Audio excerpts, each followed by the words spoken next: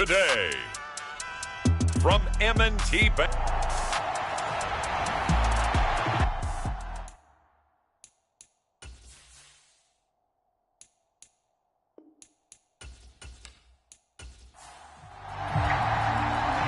Justin Tucker set to boom this one away. And off we go from M&T Bank Stadium.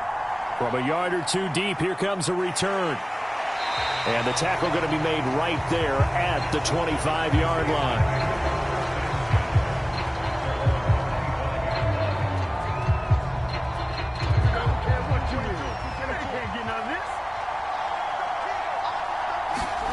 Fields going to throw right away.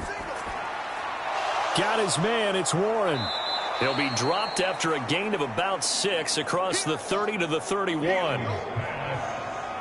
Well, this defense for the Ravens, they were very good last week in the win over New Orleans. Well, let's face it, when you hold someone to just 6 points in a game, the feeling that you have among your team is that you're not going to lose very many of those. That's the way to get it done. Just play number 3 here on the opening drive, and it's an early 3rd and 1. Fields now to throw. Oh, he tries to force it in, and it's intercepted. Picked off by Roquan Smith. And they will be set up now as he brings this thing all the way back inside the 20. So here's a 1st and 10 now, down inside the 20. They'll bring a receiver in motion right. Now Jackson taps this forward, jet sweep. And the second wave of tacklers is going to get him as they stop him behind the line. So the opening play of the drive goes backwards. Now they'll come up on 2nd and 12. On the ground, this is Joe Mixon. 4 yards on the pickup there, and now they're left with a 3rd and 8. They'll be in search of 8 yards here as they hope to convert the first down. On 3rd down, Jackson. And this is going to be incomplete. So Jackson will head to the Ravens sideline, and on comes Justin Tucker for the field goal try. Tucker's kick is good, and the Ravens strike first at 3's in.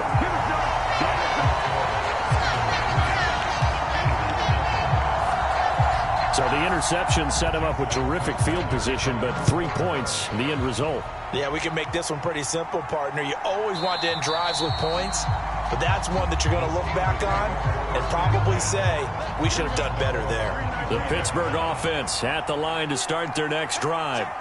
They threw an interception the first time they had the football, only gave up 3 points off of that, so it shouldn't be a difficult hole to overcome. It really shouldn't, as long as they're not listening to the chatter coming from the other side, because when you throw a pick, look, I know defensive backs, they have a tendency to be a little bit loud after they take one away, but they also have a tendency to gamble a little bit more, thinking they'll get a second one.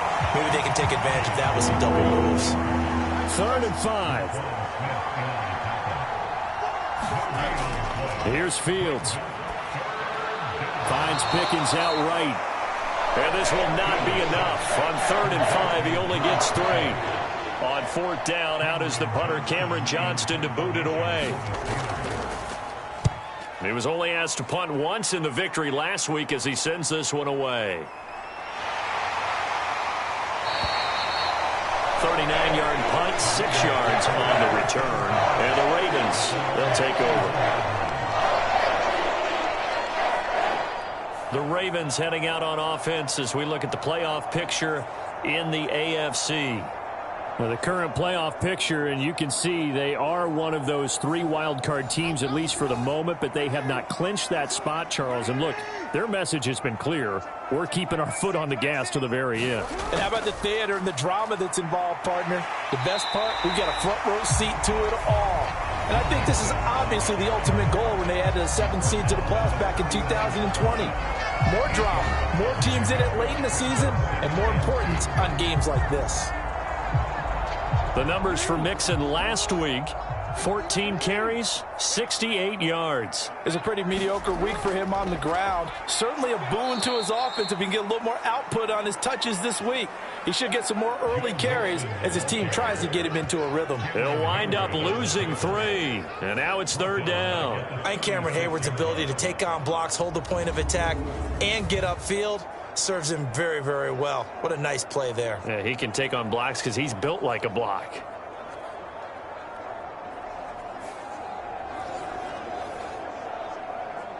Here is 3rd and 5.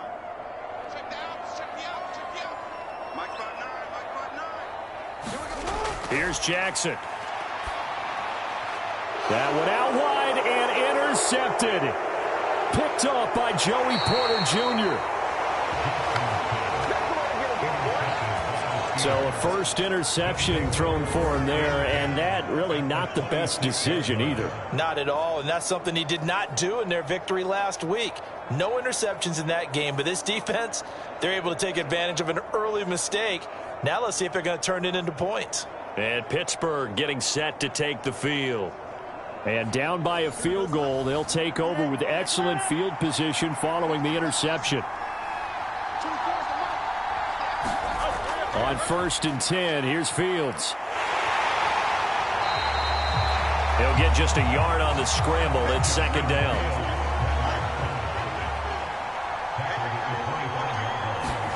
Out of the gun, Fields. Oh, and that is incomplete. So they've been unable to capitalize on the great field position as of yet. Here's 3rd and 9. Back to throw, Fields. And he's going to be taken down here. A sack back at the 32.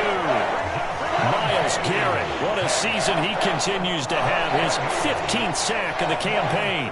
So not only do you not get the first down, but you've also made things a lot more difficult on your field goal kicker. Yeah, they're still in range, but you're exactly right because you know the kicker's over there saying, thanks a lot. You just made my job a little tougher because when he kicks it now, he'll kick it lower because he's got to get more distance. That means there's more jeopardy for the ball to get tipped or blocked. Boswell's kick is good. And that will tie us at 3-3.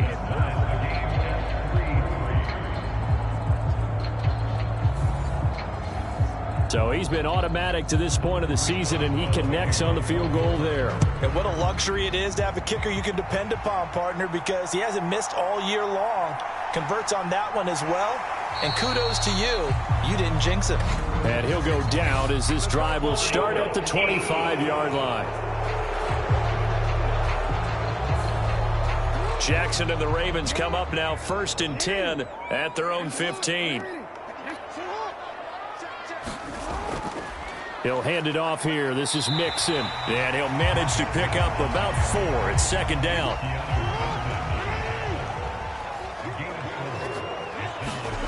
Here's Jackson to throw. That ball caught. It's Mark Andrews, the tight end. And he's got it past the 30 before he's hit and dropped. Jackson to Andrews on that one. 1st down, Baltimore. A lot of tight ends just use their size and their strength, try to occupy some space and kind of body people away and catch the football. But not this guy. He's a refined route runner. Makes me wonder if he took some dance classes in his background with his footwork.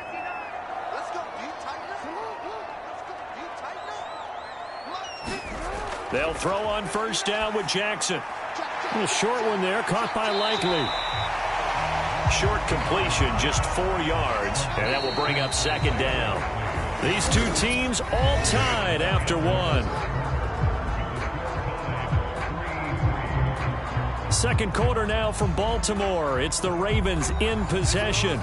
From the 37, they work on 2nd and 6. As they've got it as we resume action. On 2nd down, here's Mixon. And he'll muscle his way up to the 43 for a pickup of right around 5. Heavy set out there on 3rd and 1. They give to Mixon to try to pick it up. And he's got the 1st down yardage as he brings this up to the 47. 5 yards is the pickup there as that extends this drive. Well, that was big right there because they're in the bottom 5 in the league and converting on 3rd down. They needed that pickup in a big way. There were 2 things they said they wanted to win in this game. One, the turnover battle, and the second, 3rd down conversions. So they got one there.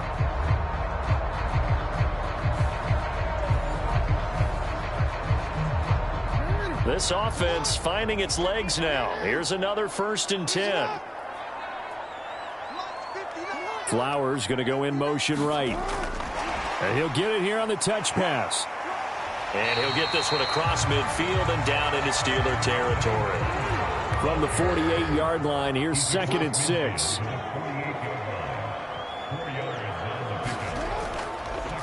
Now it's Mixon running right. And he'll get this down only to about the 46. This will be the 8th play of the drive here. 3rd and 4. Now it's Jackson. Oh, that's into a sea of bodies, and it's intercepted. Picked up by Minkah Fitzpatrick. And he'll take this all the way down inside the 40. Well, those have been a problem for him all season, but never quite as much as they have in these last few minutes. Let's count it up now. A pair of picks on his team's last 2 drives and double-digit interceptions this season. I don't care if you're the best in the game or an undrafted rookie. You've got to take better care of the football or you're going to cost your team chances. Pittsburgh's offense now heading back out onto the field. They'll have very good starting field position here as they try to break our tie, and they start 1st and 10.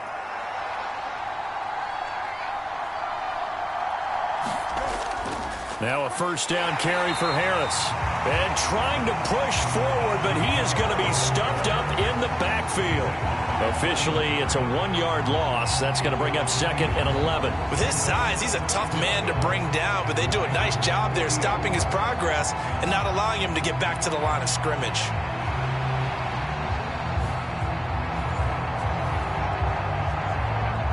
A loss of a yard there to start out. That leads to a 2nd and 11.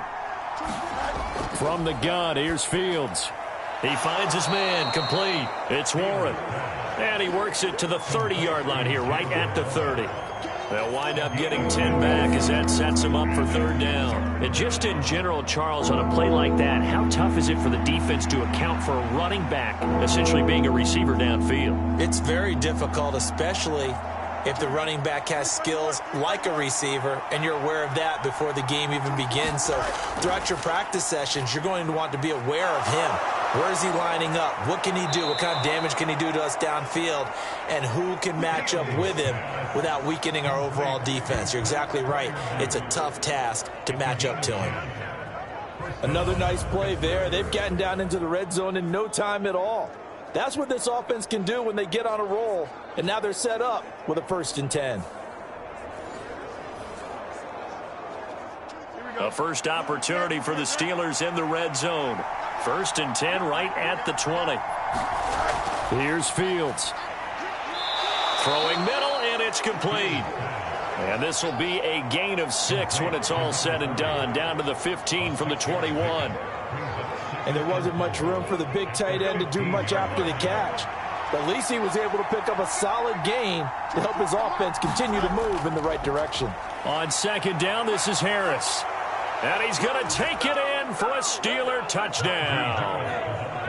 Najee Harris, his 5th rushing touchdown now on the year. And the Steelers have taken the lead.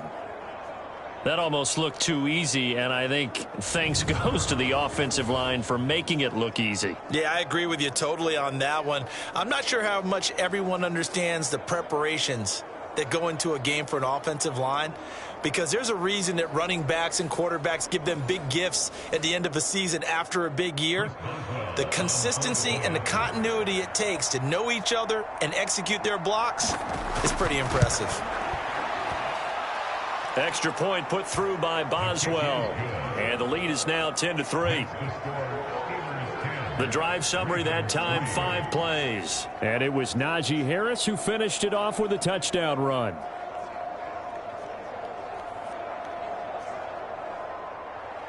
Boswell now to kick it away after the touchdown.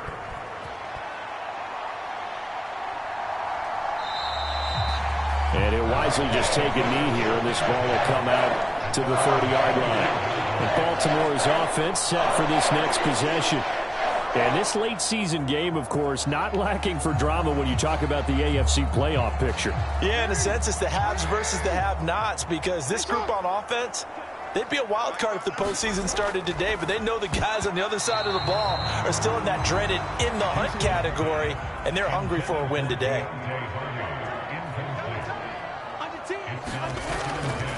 Mixon will try the right side. And he's upended after a gain of 2 out to the 27.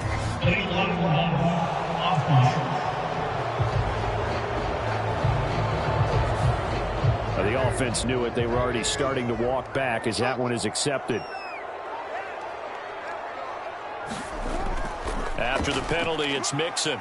And he's taken down. It's a gain of 3 from the 17 to the 20. The Ravens on third down. They've only converted once in 4 tries. This will be 3rd and 15. Now Jackson. That pass is caught by Hardy. And able to get this across the 20 before going out of bounds. Facing 4th down, Baltimore will punt. Jordan Stout out there. Our score 10-3 with 2 minutes remaining in quarter number 2. 4th down, and out comes Jordan Stout here to punt. And he'll get this away into the icy winter air.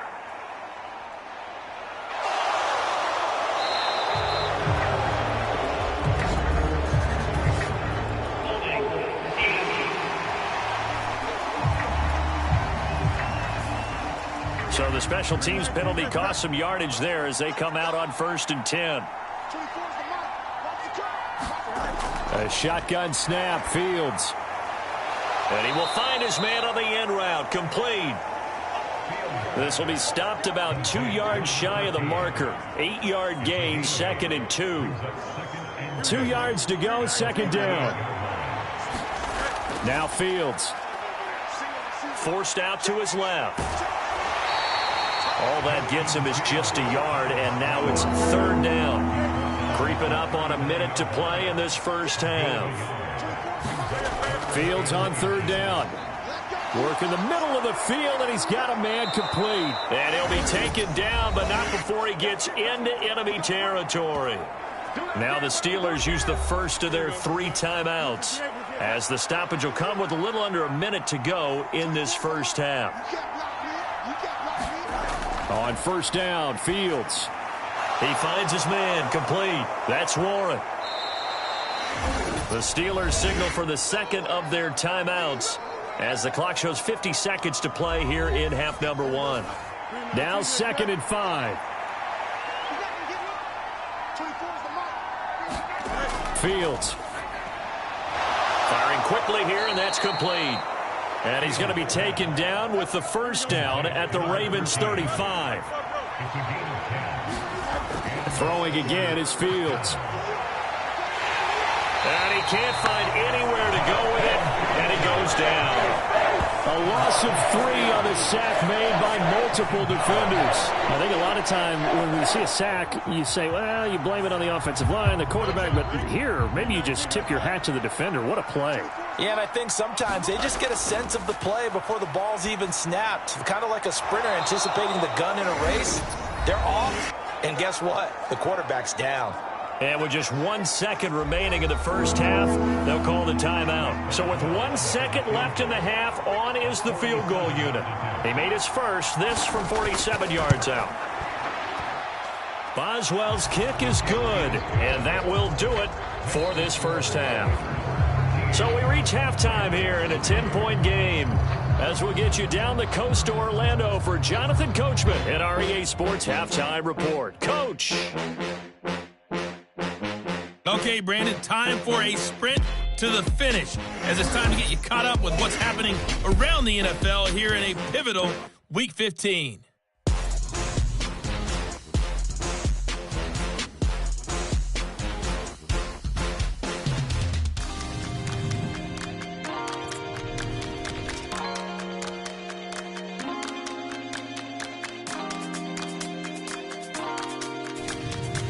Lastly, let's check on one final game for you. And you can see they are scoreless as they play the second quarter. We got a fine first half out of the former Alabama man, Najee Harris.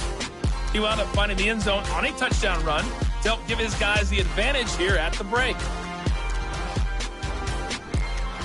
All right, Coach, thank you, and we welcome everyone back for quarter number 3. The Ravens set to receive the football, trailing here as we resume action in the third quarter. And able to take it past the 25 and up to the 28-yard line. The Raven offense set to start this third quarter.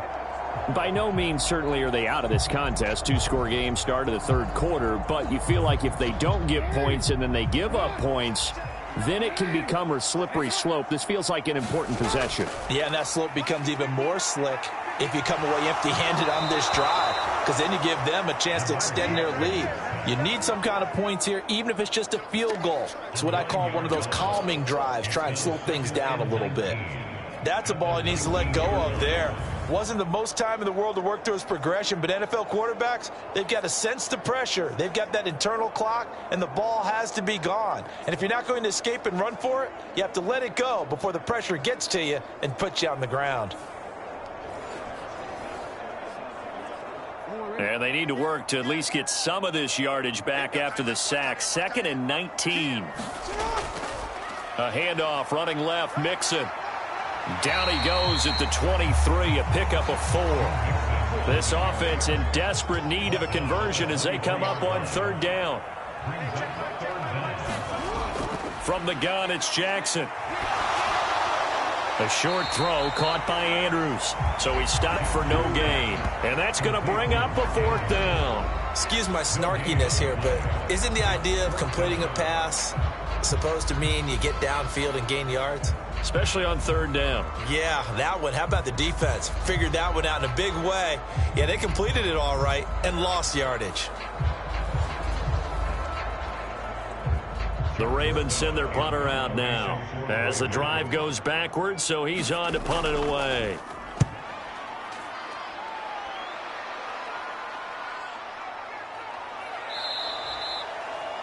A 47-yard punt, maybe a couple on the return. And the Steelers will go on offense here, 1st and 10.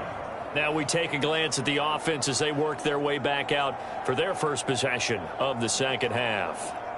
And both of these defenses have been stifling these last few drives offensively, just not able to get anything going. So what needs to change? I think a lot of the guys will go back and review, so to speak, because everyone has someone assigned to how did each play work. Okay, what did we use that kind of worked for us during this game? Try and get back to some of those plays, as well as the possibility of showing something you haven't shown already in this game and trying to change things up. We'll see if they take the advice of Mr. Davis. After an incomplete pass on 2nd down, that'll leave him trying to convert on 3rd and 9. Now it's Fields. He's got his target. That's complete. And he'll have it past midfield almost to the 40 before being taken down. That gain on 3rd down, good for 28. And now we get into the psychology of the whole thing, because a lot of teams with a 2-score lead in the 3rd quarter, they almost become defensive with their offense, just playing not to lose. I think with this team, you got to figure at this point, this is a great spot for them to go into attack mode, really try and put the hammer down and finish this one off.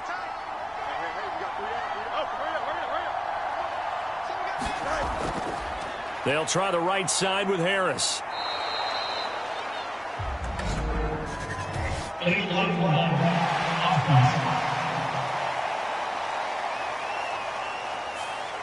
That flag accepted, and it backs the offense up a little bit.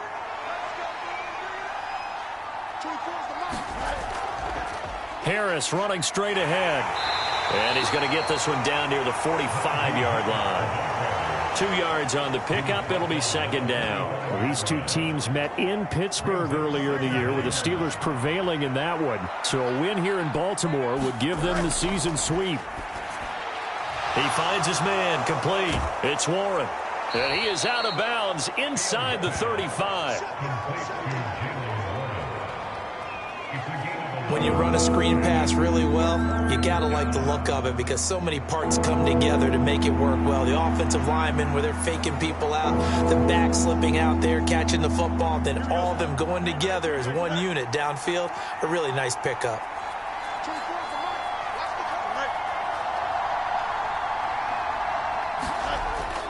Trying to pick it up on the ground with Harris. And he's going to get to the 31, enough for the 1st down. Only 3 there on the pickup, but that's enough to move the chains. Sometimes with the running game, you've just got to stick with it. Look, it's the 3rd quarter, no time to panic. But that also doesn't mean you just do it the same way you've been doing it the entire ball game. Maybe change up some blocking assignments or run a few different plays, but stay with the overall essence of the running game.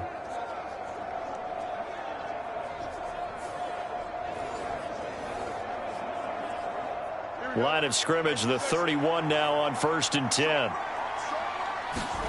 To throw is Fields. And he's going to go down here, a sack. They push him back to the 34. That is a big fella, Nnamdi Madubuike, forcing his way in. He comes up with a sack. Well, he was really focused downfield, but there was really no viable options. The coverage was too good. And the defense really quickened the tempo of that play with their pass rush because there was nowhere for him to go with the football. The only place he ended up, down on the ground.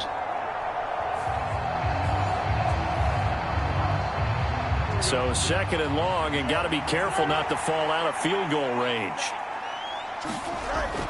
Now run straight ahead with Warren. And a short gain down to about the 33. In the first half, he was held in check on the ground, but despite that lack of production, they still have the lead. And they've got to feel fortunate about that. If they could actually get production from their lead horse, that would help open up this offense and widen this margin, too. Throwing on 3rd down, Fields. Quick hitter here, it's complete. And he'll be brought down at the 28, and that is well short of first. The result, only 4 yards there on the play. And that'll bring up 4th down. One hallmark of good defenses is understanding the game, understanding positioning, and tackling immediately in the secondary after catches. I think we just saw that on display right there. Got to him before he ever had a chance to think about turning it upfield.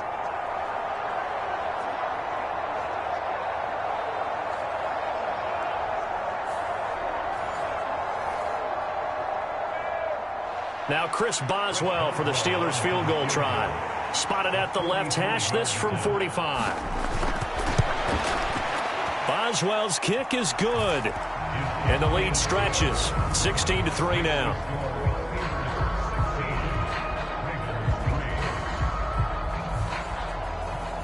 So the lead extended, and I think at this point you say, hey, defense, take us to the end.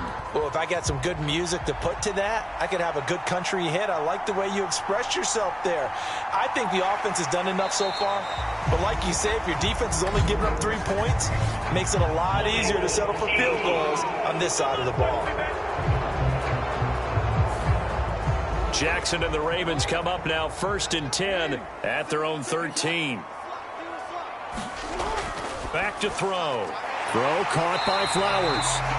And he works it across the 25 before being tackled. They may want to go back to that one. First play of the drive, good for 15 and a 1st down. And this is what they're going to need more of. It's the 3rd quarter. You're trailing. You've got to come out with a renewed sense of purpose. And that's a nice way to kick off the drive with good yardage and a 1st down.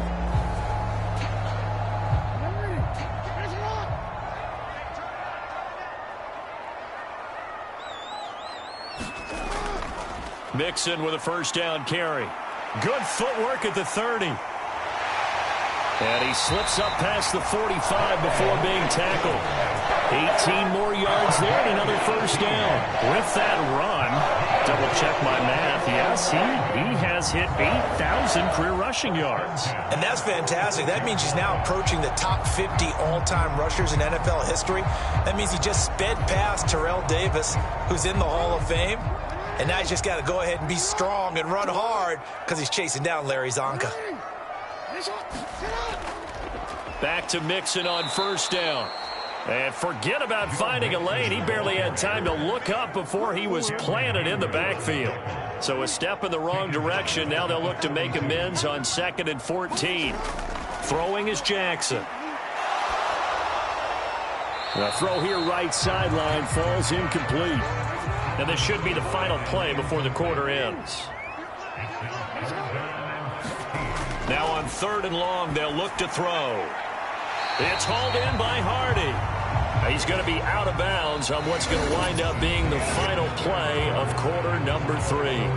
We're off to the 4th quarter here in Week 15. Happy holidays to all. You are watching the NFL on EA Sports. All right, they're going to try and keep hope alive here on 4th down. They're going for it.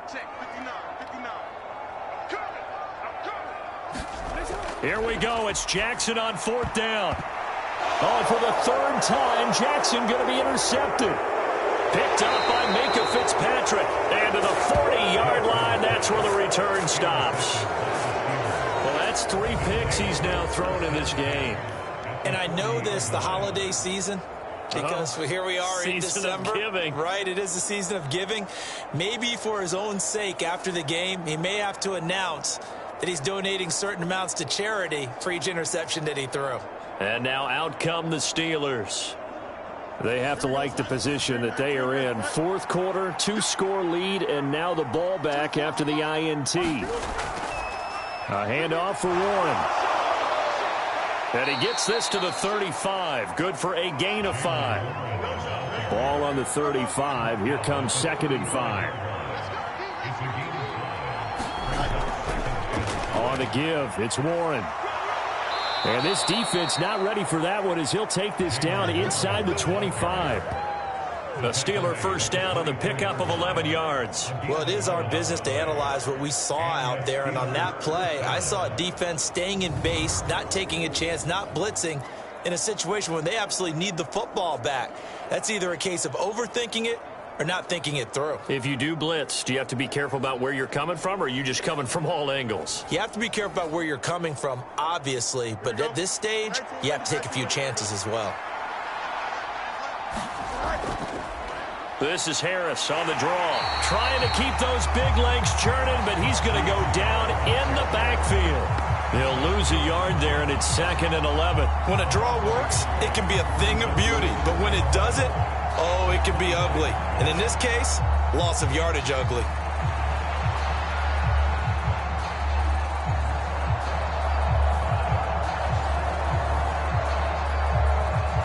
Second and 11 now. Now they'll switch it up here and look to throw. He finds his man, complete. That's Warren. Give him 6 on the screen, but now it's 3rd down. They'll need 5 on this play to move the sticks. On 3rd down, here's Harris. Give him 3 yards there as that'll take us to 4th down. But forget knowing where the first down line was. This defense created their own line of scrimmage. They won every battle up front. And a lot of times that is one-on-one. And if you win your one-on-ones enough times, your defense is going to be pretty good. They had more people to the football and snuffed out the play.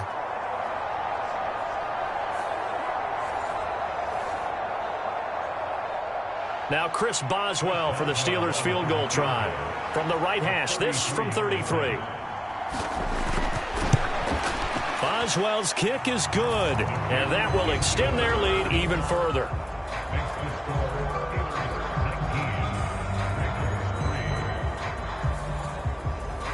So all things considered, that's not the final nail, but it does make things exceedingly difficult now on the other side. Yeah, because obviously now with a 16-point game, the other guys don't need just 2 touchdowns. They need a couple of 2-point conversions as well. Plus, they'll need either a turnover or an onside kick in there somewhere. So you're just adding to the list of things that need to happen in sequence.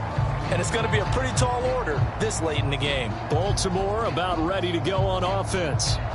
So now, Charles, this drive maybe a touch more important, trying to erase the memory of that interception they had the last time out. Yeah, and everyone goes through this because even the best in the game, you're going to have games where it just doesn't go right for you and interceptions result. So, frankly, to me, it's all about how you respond, not just the types of plays that you call. And all the way in for a Ravens touchdown. Joe Mixon, his 6th touchdown of the season. And the Ravens are finally into the end zone here in this 4th quarter. And that run massively increased his production in this game, and now he's over 100 yards. And break out your calculator, partner, because his yards per carry went up significantly, right? Big-time jaunt all the way to the end zone. They'll let Mixon try and run it in, but he will not get into the end zone. And that one hurts as it will remain a 2-score game here in the 4th. A very pivotal 2-point try that does not go their way. Now it's a big uphill battle for the rest of the 4th quarter. The attempt was to try and make it a 1-score game, right? Touchdown, get 2, and now you've tied it up. Instead, they don't get it, still down 10.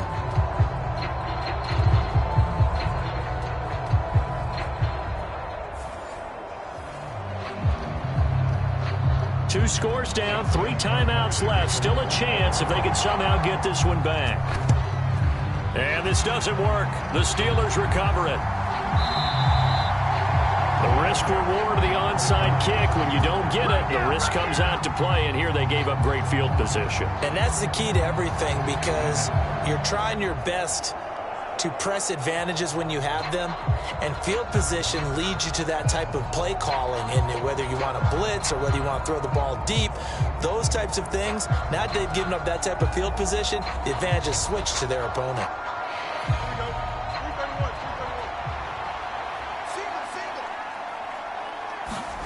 On first down, it's Fields.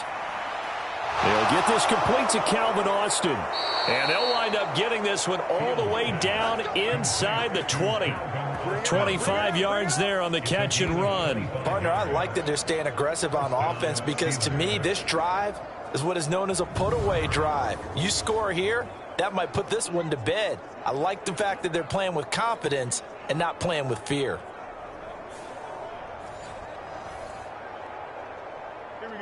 So from inside the 20, here's 1st and 10 at the 18.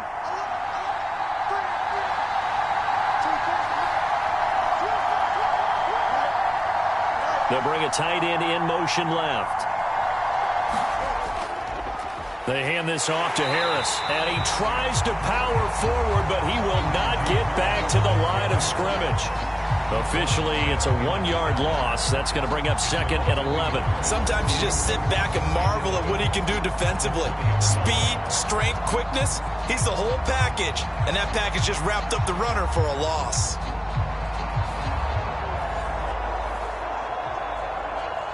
Looking at a 2nd and 11 now after the loss.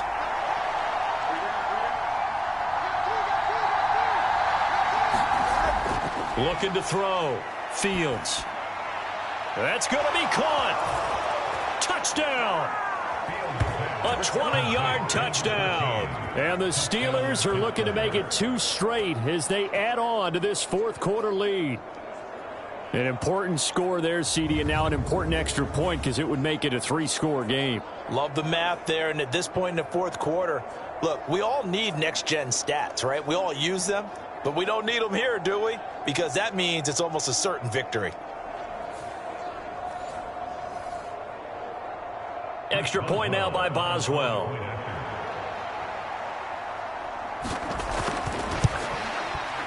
And that'll make this a 3-score game as the lead moves to 17. So they only needed 3 plays on that drive. And it ends with the Steelers finding the end zone. Boswell now to kick it away after the touchdown. This taken in at the goal line. And able to get this out to the 25.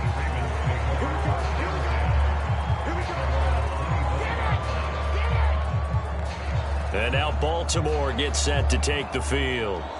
Well, partner, you know, coaches always say that every play is designed to score a touchdown. Sometimes that's not really true, but last drive, that was the case. 1 play to get into the end zone, and now they'll try to duplicate that success here. And it's rare for those moments to happen. Incredible when they do. And you saw the celebration. Pure, unbridled joy after that one. And he's going to be dropped following a pickup of 7 past the 30 to the 32. So it's Raven football here as we welcome you back. And let's see what they've come up with offensively after having time to talk it over. On 2nd down, here's Jackson. And able to get this one across the 45 before he's brought down. They're going to need to get up and set in a hurry. Now Jackson on 1st down. He completes that to Garrett Wilson.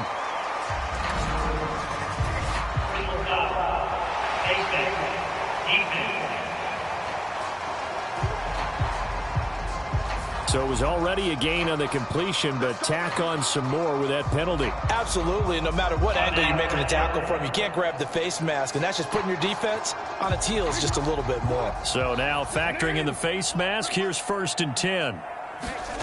Jackson. And this is going to fall to the ground, incomplete. That very nearly their 4th pick of the game. Instead, 2nd down. And that's another play that's painted the picture of this game overall. It's been a blowout. It's been continually fueled by big turnovers and stops for one side and an inability to advance the ball from the other. Jackson throwing complete there to Flowers. 9 yards, not quite enough, and they'll be left now with 3rd and 1. And the offense moving quickly to the line. That is caught, and down inside the 15 he goes. Here's a 1st and 10 at the 14-yard line. And they'll run it here. And he stopped immediately there. Here's 2nd and 10. Jackson from the shotgun. Slings it to Andrews, and it's complete. The tight end has it. Now play number 8 on this drive, and they need 9 yards to pick up the first on 3rd. Now here's a look for the end zone, but that one's going to wind up incomplete. Well, it just seems like all game long there hasn't been a lot of sync quarterback to wide receiver on this side of the football. They haven't been on the same page, quarterback and receivers. Heck, they haven't been on the same grease board when you draw plays up. And this is going to be intercepted. Picked off by Martin Emerson. And the Steelers are going to get the football here as the ball will come out to the 20. Well, I mean, field goals probably aren't going to cut it at this point. This was touchdown or bust, and unfortunately for them, it turned out to be bust. Yeah, they're feeling like they've got to force the issue here. Maybe take some chances they wouldn't have earlier in the game. But give credit to this defense. They've really stood tall throughout, and they come up with the interception in the end zone.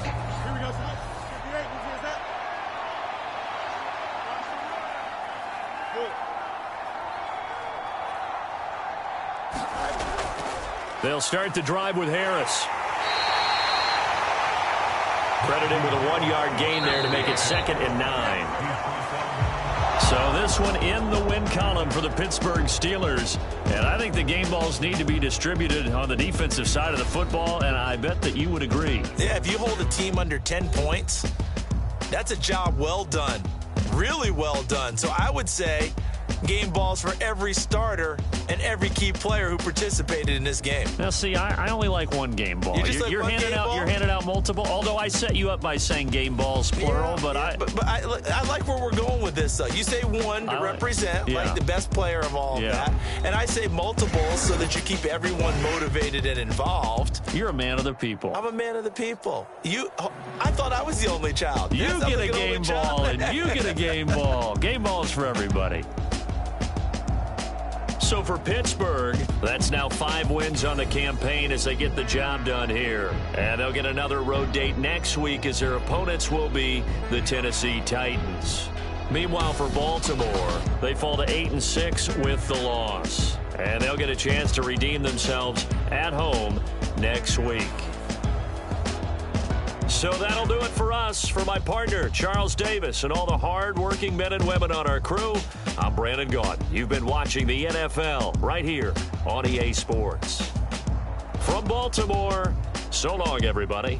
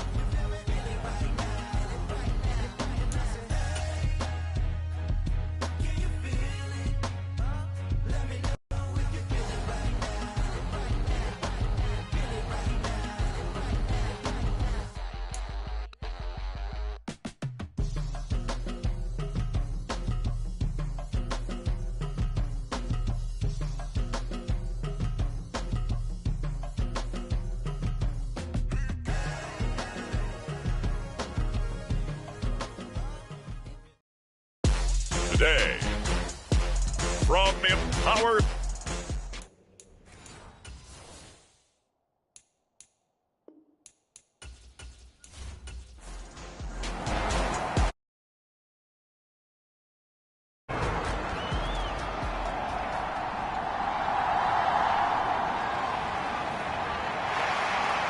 And up to about the 26-yard line, just across the 25. The Cardinals making their way out, and it's the #1 overall pick in 2019, Kyler Murray at the helm. And you and I both know that any win is a good win, and that's what they did last week. But there's also plenty for him to work on in his game, wasn't there? Yeah. 2 touchdowns, an interception. Yeah, you know, he wants to increase that a little bit in terms of ratio. But first and foremost, they did win the game. They'll start on the ground with Benson. And he'll take this ahead for about 4. Second down coming up.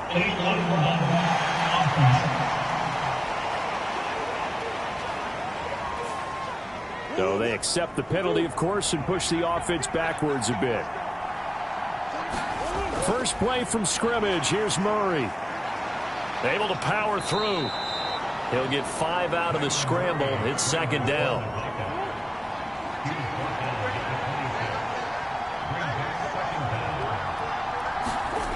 Shotgun now for Murray. And this will be caught by his big wide receiver. And he's upended at the 33 following a good pickup of 8. And I think this is a route we'll see more of as this game goes on, because with his speed, they want to get him the ball in space on drag routes just like this. They want him to get the ball and run after the catch. Good job there, though, holding him for a short gain. Third play of this opening drive as they're looking at a 3rd and 3. Here's Murray. And fights him off. Gets through, and now an opening. And he'll be taken down, but not before they work it across midfield.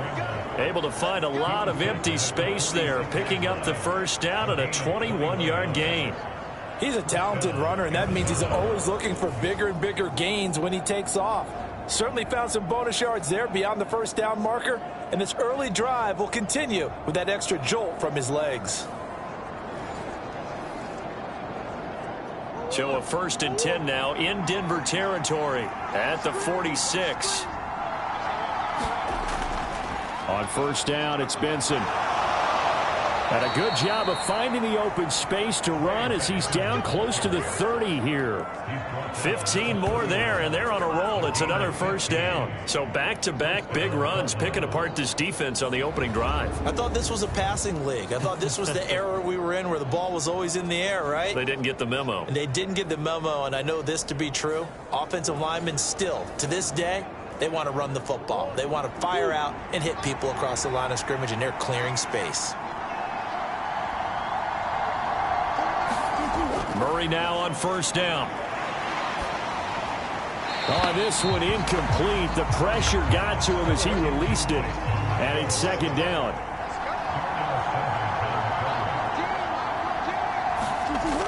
Kyler going to give this to Benson.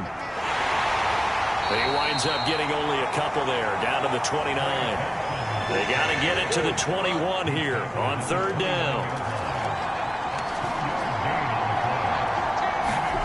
Now Murray.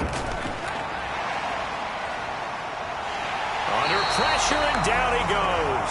They sack him back at the 36. Baron Browning with a big-time sack on third down. It's a loss of 7. And this is a quarterback who's already had success on the ground in this first half, but this time they're able to hem him in. And it's always different when you rush a mobile quarterback as opposed to a guy you know will be right back in the pocket.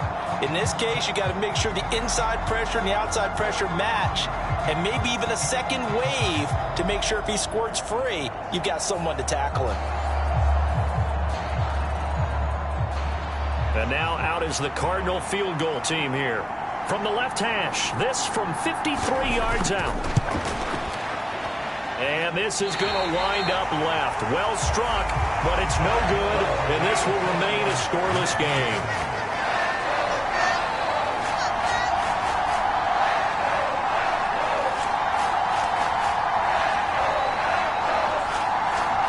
Here's the Denver offense defense now as they get set to take over here.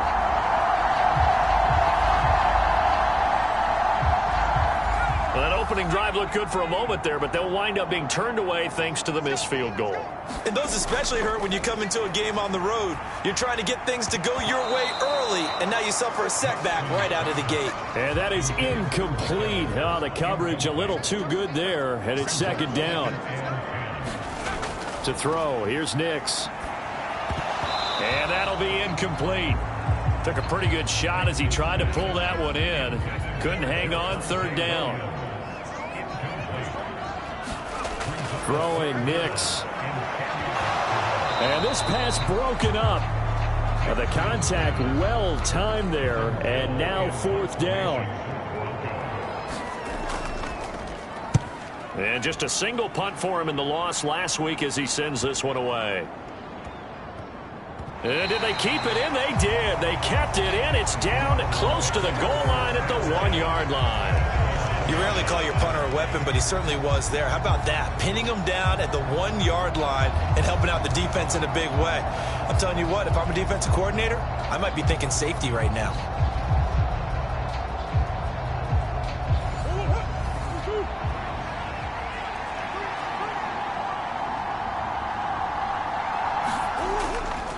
The drive will begin with a run by Benson. And he's going to take this ahead for right around 3 yards, but no more than that. Second down.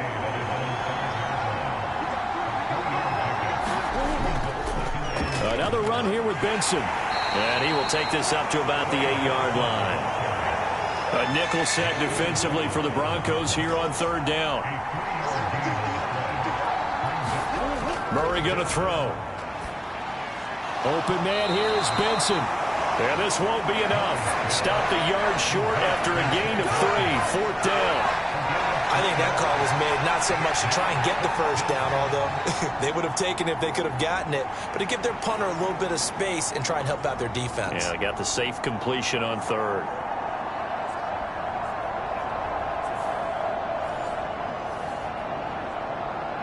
Here comes the Cardinals punter now, as his first punt will come from inside his own end zone. He'll send this one into the mile-high air, and it's a good one. Powering forward. Call it an even 40-yard punt, 7 though on the return. And it'll be a short field for the Broncos as they take over first and 10. So the Broncos come back out as we give you a look at the playoff race in the AFC. And the last drive, the first drive for them, not very good. 3 and out. What do they go to here? Well, you don't look down at your play sheet and say, this is what the problem is. Let's find out who my playmakers are. Get the ball in their hands, and maybe the offense will move a little bit better. Sometimes it's more important to get it to the right people rather than dialing up the right number. Exactly. Or the right play, yeah. That too. Working out of the gun is Nix. Open man, that's Malik Neighbors. He'll get this one down near the 20-yard line, just shy of the 20. 60 catches for him now on the year. This last one, a first down. He missed on his first 3 passes, was 0 for 3. Now gets a connection. Maybe that'll get him going. Yeah, it wasn't a time for panic, but there was some concern because once you start in a certain pattern, you're wondering, can you get out of it? And that flips the other way, too, when you're throwing it really well. In this case, now he's got his first completion. They think he might be off to the races. Nix to throw on first down. That's complete. It's Neighbors. And he gets it inside the 10 to the 9. Here we go now on first and goal. To throw is Nix. And it's caught. Nice gain of 8 that time, and it's second and goal. We're scoreless after 1. Second quarter about to begin from Denver. It's the Broncos in possession of the football.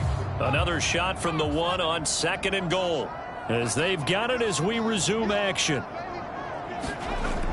Pirine will take it in. Touchdown, Denver. So a good job there, Charles, taking advantage of the short field, and they score first, punching it in on the short touchdown run. I love the theme there, right? They didn't have to do anything big on that drive. took advantage of where they were on the field, took it downfield, put the ball in the end zone. The only thing big on that drive, the 6 on the scoreboard.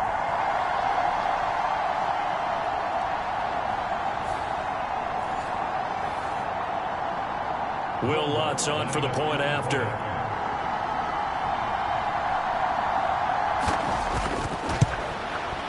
He hasn't missed an extra point all season, and he won't miss this one either, and it's 7-0.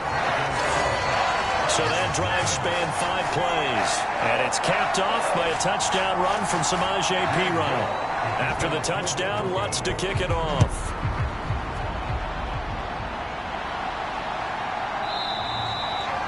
And no thought of bringing this one out. He'll go down to a knee, and they'll begin the drive at the 30. Here's the Arizona offense now as they get set to take over. Well, they are back to 500 on the year, got the win last weekend, and it's one that kept their playoff hopes alive. And if you do have those hopes, 500 is not where you want to be at this point of the year. Now, we know they've battled through some rough patches this season, so it now comes down to how they're going to finish. Not out of it. Can't afford any more missteps, though. They'll operate from the 32-yard line here, 2nd and 3. Running out of the gun here with Benson. And he'll get it out near the 40 to the 39. So from the 39 now, they'll come up on a 1st and 10.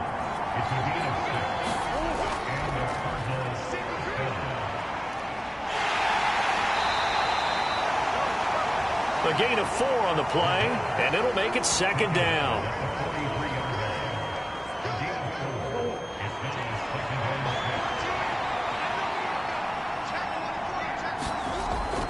Play action. Now it's Murray. And a loose football. It's picked up by the Broncos. And they take possession 2 yards away from midfield at the 48-yard line.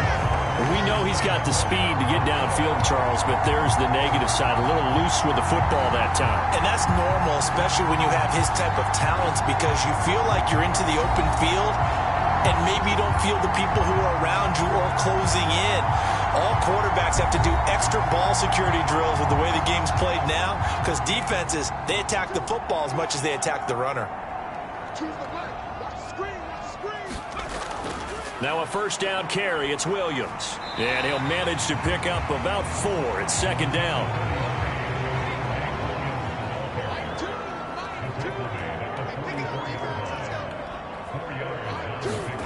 Here's Nix. He's got the hook up to Odell Beckham.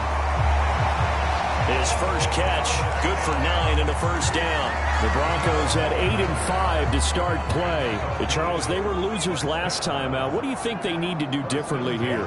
Well, I don't think it needs to be as drastic as burning up last week's game tape or not watching it, but the attitude has to be what's done is done. Let's move on. Put that one behind them, galvanize themselves, and go forward and get a win in this one. Now it's Nix. Screen play set up for Williams. And all the way inside the 15 before they drop it. That one a gain of 20 and a 1st down. And that was a beautifully executed screen pass. They let the rushers get upfield and got the escorts in front, meaning the offensive linemen, other blockers out in front, completed the pass beautifully. So now you've got all that open space with big guys leading the way.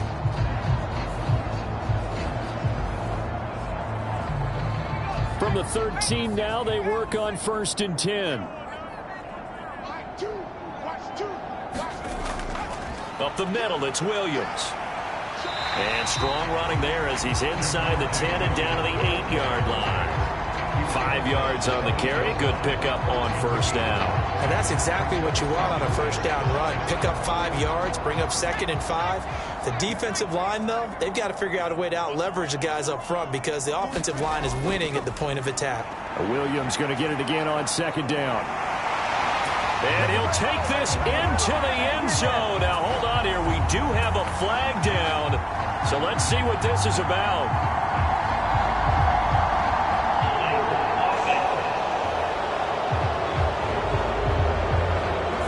So reverse the celebration. We'll see if they have something else in their bag of tricks. And isn't that always tough to watch when they score and you see the excitement and then when they realize those points aren't going to count? Can they get it back together and find their way back to the end zone? Yeah, the Broncos are going to have a first and goal. There's some good running there. Gets him down to about the 2-yard line. Knock it on the door. That's how you get right up off of the mat, because on the last play, they stoned him in the backfield and dropped him for a loss. But he's the type of guy that scared me a little bit because he's not daunted. Just got right back up, showed some confidence, and picked up a first down with his very next run. Well, they don't need to run another play here before the 2-minute warning. Let's see if they do it anyway. Nix to the air. And this is caught for a Bronco touchdown.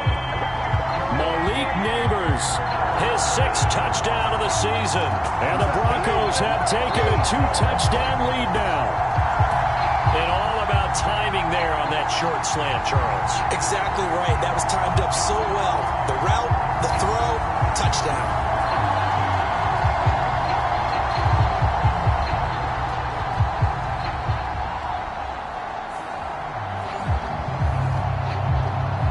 Lutz to try to add the PAT.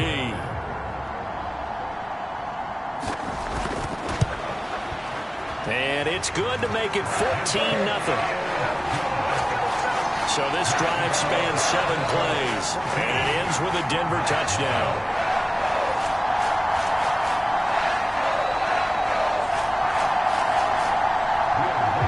After the touchdown, Lutz to kick it off.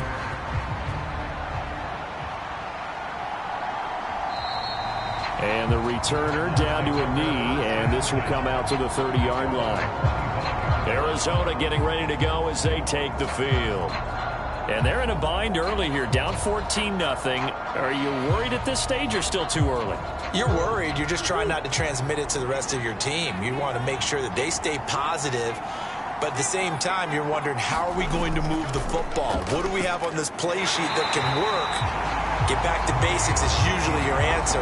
And make sure you find the guy who can move the ball fastest for you if you just get it in his hands. Yeah, still second quarter. You get points on the board here. I think you're feeling okay. 2 minutes to play, first half. It's 14-0. First play of the drive goes the wrong way. Here's 2nd and 12.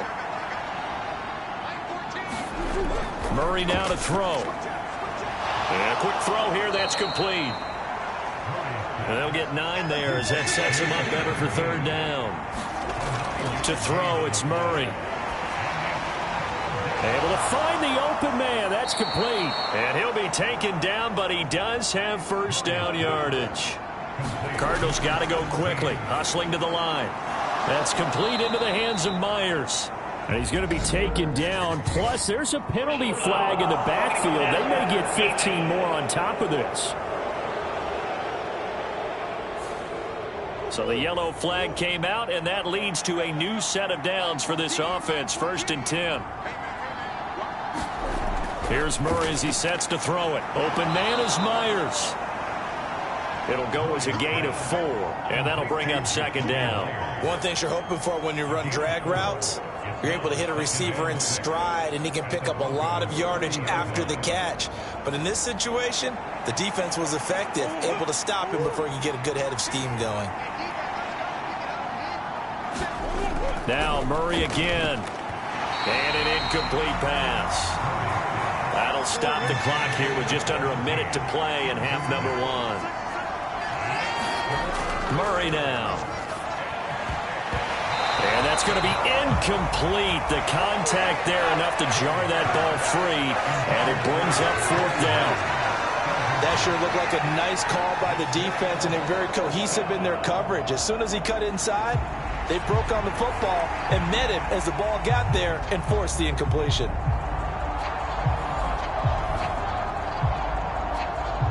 And now out is the Cardinal field goal team here. It'll be a 47-yard attempt from the left hash.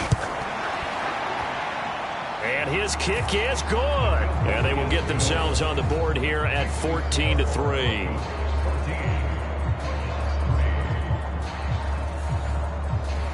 Well, the good news, at least they won't take that goose egg into the locker room. Maybe a little something to build on. Yeah, it hasn't been the greatest of first halves for them, has it? But at least now, as you mentioned, they put some points on the board.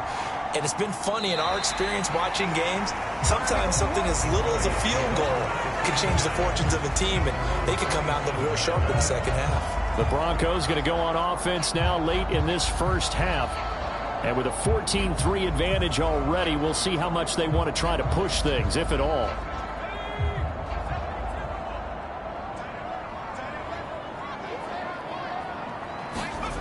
Nix on first down.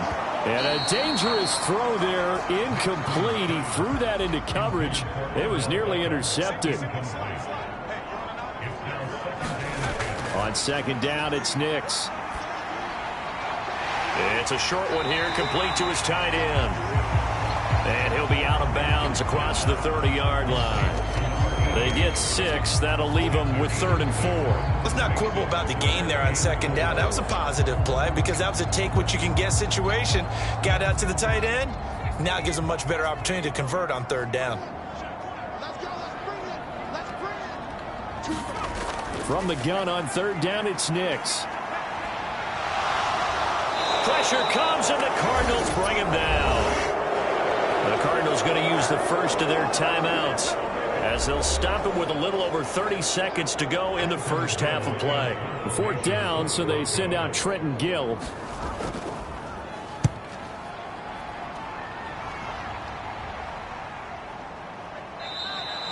It's a 42-yard punt. They keep him to just a yard on the return. And the Cards will take over 1st and 10. Now the Cardinals going to get the football one final time here in this first half.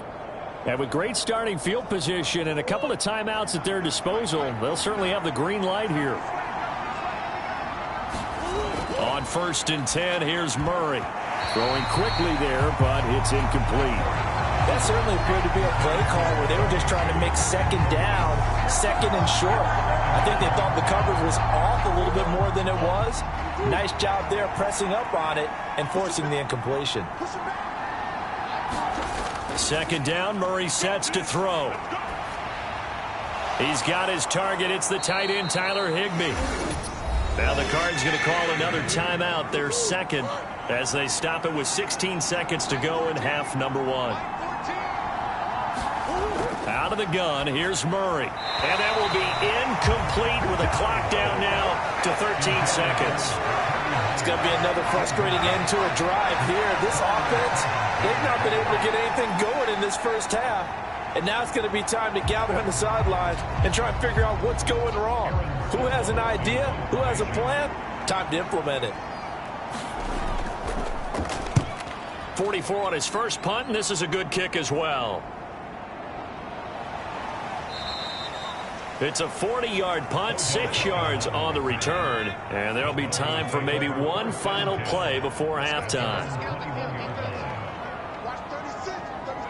And with time running down, they go down to a knee. So we're at halftime here in Denver with the Broncos leading this one. As we send you on out to our studios in Orlando, here's Jonathan Coachman at REA Sports Halftime Report. Okay, Brandon, time for a sprint to the finish, as it's time to get you caught up with what's happening around the NFL here in a pivotal Week 15.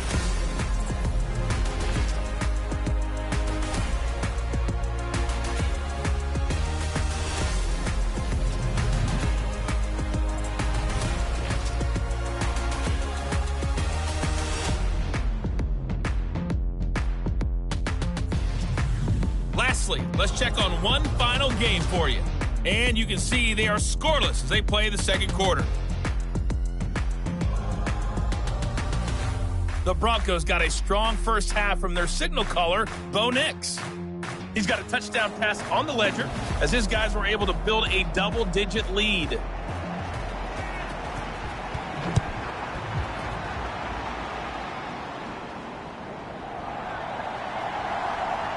And he brings us out past the 20 to the 24.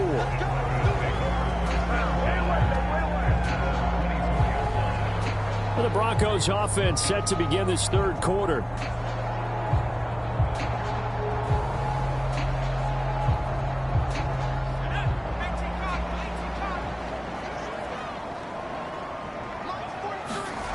Knicks now on 1st and 10. That's complete. It's Greg Dulcich. And they'll get him down after a pickup of 8. 2nd and 2.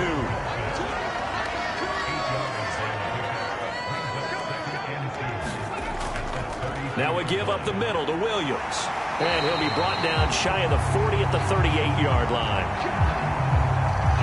So here's a 1st and 10 at the 38.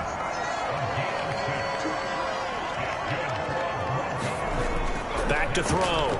Knicks. They'll set up the screen. This is Williams. And that play went nowhere. Losing yardage. It'll be back at the 36. That one unable to develop, never got going. A loss of a couple, and it's 2nd down. It looked like the defense, they were ready for that one. Really left him almost no room to work after catching the ball. He could throw every move in the book at him. They were there, and they tackle him for a loss. They've got 2nd and 12 from the 36.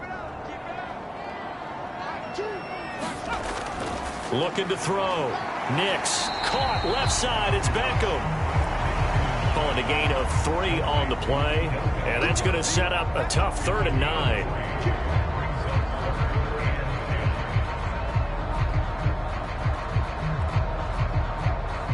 They'll come to the line here needing 9 yards to pick up the first. Knicks throwing on 3rd down. This one swung out to Williams. And to the 42-yard line here and brought down there. 3 yards all they could muster there, and it'll bring up 4th down. We can make this one pretty simple. Locked up all of his progressions downfield, forced to get it to his running back. But how about the way they ran to the football and knocked him down to force a 4th down?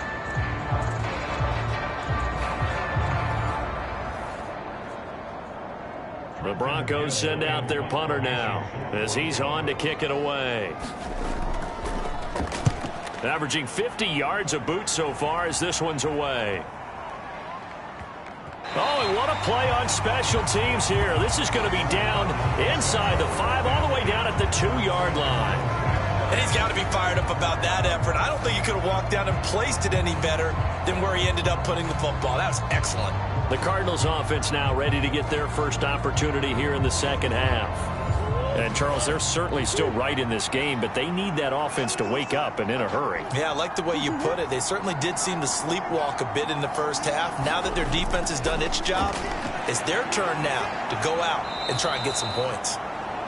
And a good physical run that time. He's going to wind up gaining 5 on that one.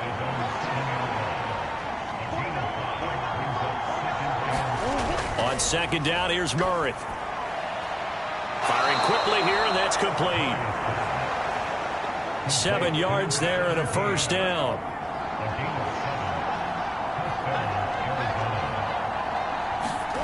Here's Murray. That's complete to his tight end, Higbee. It'll go down as a gain of 6, and it's 2nd down.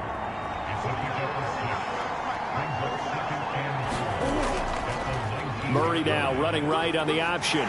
And he'll go down just shy of the 25 at the 24-yard line. Give him 4 yards as he does it himself, and it's a 1st down.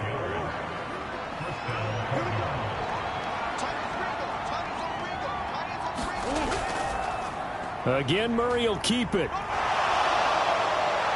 And they're able to get this one across the 35. A really nice effort that time. 12 yards on the keeper, picking up the first. Well, he is certainly dangerous when he spots a lane, and he keeps it himself there and worked out well. And how about the moving parts on a play like this? You know you have to practice it over and over because it's almost like a ballet that has to be choreographed. But how about once he made the decision to go, he committed to it and went. Let's face it, most teams are going to defend the running back much more than the quarterback on that type of a play. Zone read. Here's Benson. And the result here, a pickup of 8. Leaves him with 2 to go on 2nd down.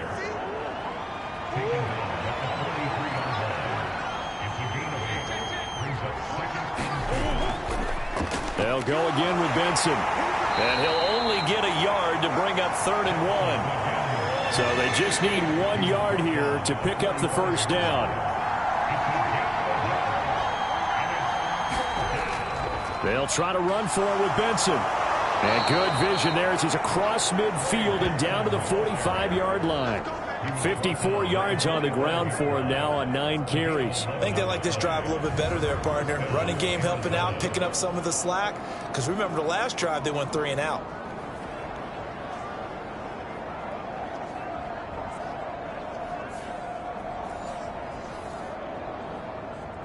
Still in search of their first touchdown of the game, but they're on the move. 1st and 10. And they go backwards here, losing yardage back at the 48-yard line.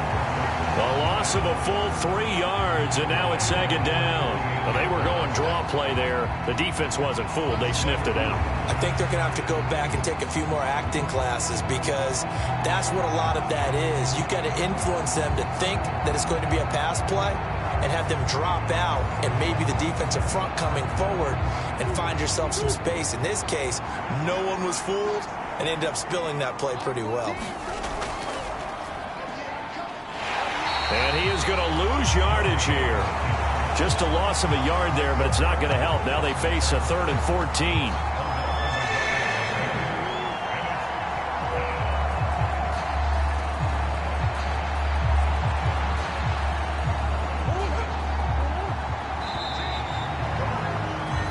So they'll get a little extra time to come up with his 3rd down play as we played 3 quarters. You're watching the NFL on EA Sports. Welcome back now to Denver. The Cardinals on 3rd down. 3 for 7 so far in this game. This is 3rd and 14. To throw is Murray. He'll get this to DeMercado. And he can only get this to the 42-yard line. And that is not near enough. That one good for only 6, and it leaves him with a 4th down. One thing I think that's safe to say defensively, the tackling's been really good. And because of that, it's been very, very hard for them to move the ball because you're not getting the benefits of run after catch. They're tackling them almost on the spot. That means you have to run extra plays, harder to move it.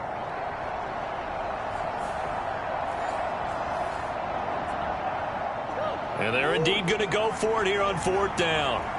So trailing here in the last quarter. Let's see how this plays out. Now Murray's got to have this one. And it's incomplete. They cannot convert, and they turn it over.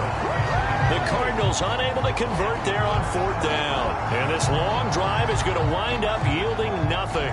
So they really needed points here in a 2-score game. Could not come away with anything there on 4th. And while we know they're a little bit discouraged here, they can't check out of this game.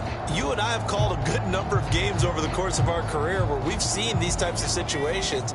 Teams get the ball back, and that miracle does occur. So they can't let that dream go just yet. They have to get stout on defense here. Yeah, right now, really. There he goes, right side. And taking it across midfield and just shy of the 40. 16 yards right off the bat with a 1st down. And what a tough spot for this defense because they know it's coming, but they're just powerless to stop it. What a great run there to start the drive. And you can bet there'll be more where that came from as they try to ice this game away.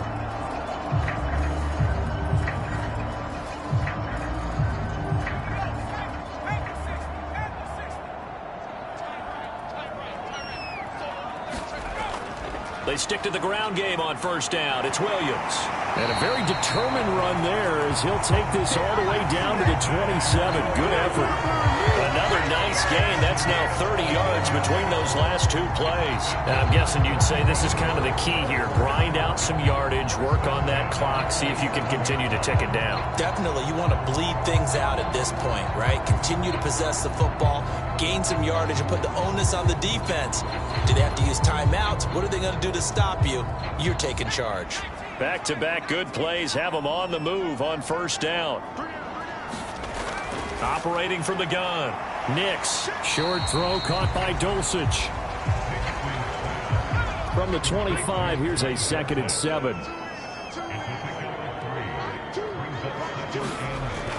Back to throw. Nix. Nowhere to turn here, and he's going to go down. Back at about the 37-yard line. The defense rising to the challenge and setting him back on the sack. And the passing game's been struggling a bit today, and that was the latest example. Haven't been getting much yardage out of it, and now on his back after the last play, he faces 3rd and long.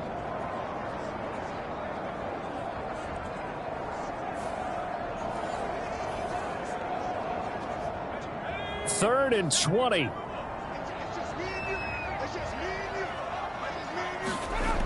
Looking to throw. Nix. It's complete to Williams. And he'll go down at the 28.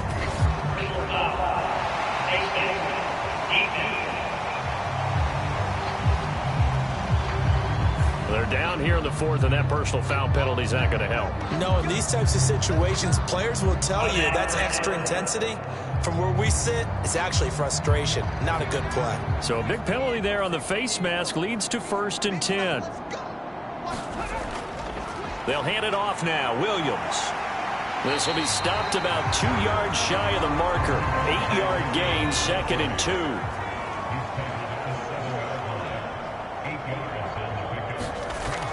Back to throw. Nix. Touchdown, Broncos. Malik Neighbors with his 2nd touchdown of the afternoon. And the Broncos look like they're going to get back in the win column as they extend their lead here in this 4th quarter. He's got them out now to a 3-score lead here in the 4th quarter after that one, CD. And he looked right off the line like he knew that that ball was coming his way, and he secured it for 6 points. Yeah, I think when you're leading by a healthy margin already, it actually loosens you up and allows you to take maybe a few more chances and definitely play with more confidence, because he certainly saw something he could exploit in the defense, and he made sure to let his quarterback know, just get it to me. And the rest was all up to him, and he delivered and made it a 3-score game. After the touchdown, Lutz to kick it off.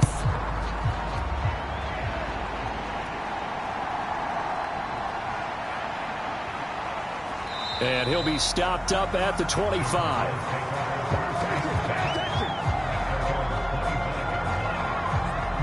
The Cardinals offense ready to set up shop. They've got some stuff to build on from that last drive because they moved the football, CD, and then they tried to go for it on 4th down, didn't convert, probably left a bitter taste in their mouths. I would say so, and I think that they go out in this series determined for that not to happen again. In fact, they don't even want to get to a 4th down opportunity. They just want to make sure they get it done within the parameters that they've set for themselves. Run their offense, get it into the end zone. Yeah, I think a little bit of determination and a dash of anger. Has not been a big game for him throwing the football. I think he feels like, let's try something different. Let's use the legs here and see if we can make some plays. And no passing touchdowns, yardage not where he would like it. Try something new. It worked there. So from the 39 now, they'll come up on a 1st and 10. Throwing now is Murray. Short throw, it's Higbee. And he'll be taken down, but not before he works it past the 50. So a 1st and 10 now in Denver territory at the 46. Looking to throw. Murray. He finds his man, complete. It's Benson. And he is tackled inside the 40, not quite to the 35. First down, Murray. Throw left side, complete. That's Benson. And he's going to get this inside the 30. 2 minutes left to play in this football game here on EA Sports. So the Cardinals, they've got the football here as we get you reset. They've got a 1st and 10 as they search for a late score. Throwing on 1st down is Murray. He finds his man, complete. That's Benson. They get him to the ground right on the cusp of the red zone after a pickup of 5 or 6. Now they got to get to the line quickly. And that'll fall incomplete. He was hit just as he let that go. And now it's 3rd down. Again, they'll throw with Murray. Oh, it's intercepted. A drive killer there. And the Broncos are going to have the football here at their own 35-yard line. And that one, Charles, is just going to about wrap up what was no doubt a dominating defensive performance. Yeah, I don't care what team it is. I don't care who you play, whether they're strong offensively or not. Just giving up 3 points in the NFL, that's absolutely a dominant performance and one that they can build on. Set to take over, the Broncos offense trots back out. And they look to finish strong in this fourth quarter. And this is a unit that certainly has turned things around from a week ago. Just a much more productive all-around ball game. And able to use his blockers to get this up over the 40. Here's 2nd and 3.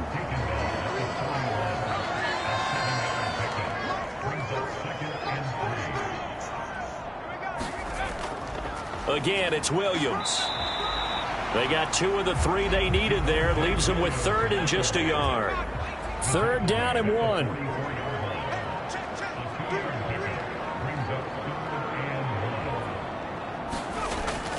They'll try and run for it. Here's Williams. And he brings this up to the 46. Good enough for the first.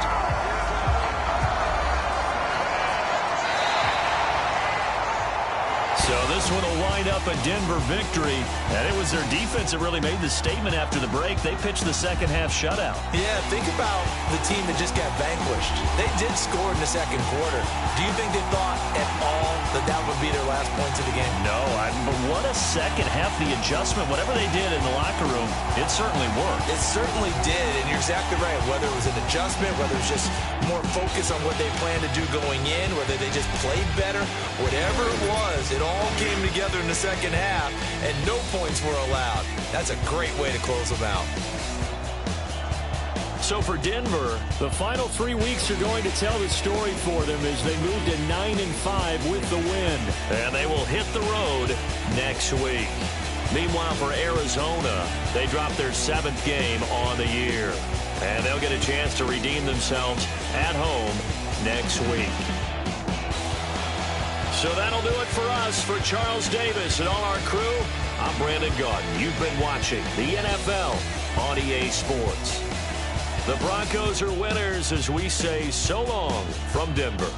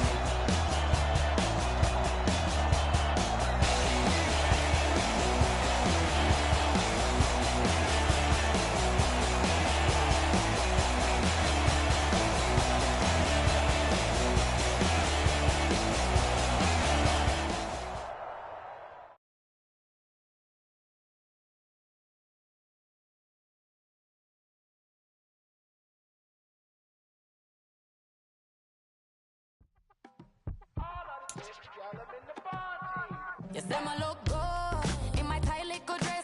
Rock it up and me make the man them obsessed. Put in the work when we dance and we sweat. Dangerous when you get smooth like the skin on my face. Draw figure eight when I wind up my waist. Bumper and boom, we no need either weight. If you get it, not the play. You wanna run it up, run it up, all night. If the lights went down, get your keep that baby. You wanna drop it down, pick it up, turn around, lift it up for you all night. Bet you wanna get some of my dirty love, baby. The boys them all want me. Them gyal I get salty. When I'm talking spicy. It make you want bite me. You just want the flavor. You just want the flavor. You just want the flavor. You just want the flavor. With a break. Come on, baby, what you tryna do? I'm tryna pull up on you like a drive-through. I wanna know if we rockin', would you keep it cool? Take trips and private dinners just for us two. Yeah, he buy me Givenchy dresses and feed me breakfast. Immaculate, loving when he show affection. About me, over like stretching. And I ain't never out like wrestling. Back on it. Got all these boys mad cause I passed on it. I'm a flop. Come on, baby, spin a bag on it. Yeah, we so extra, feeling like young in the rest.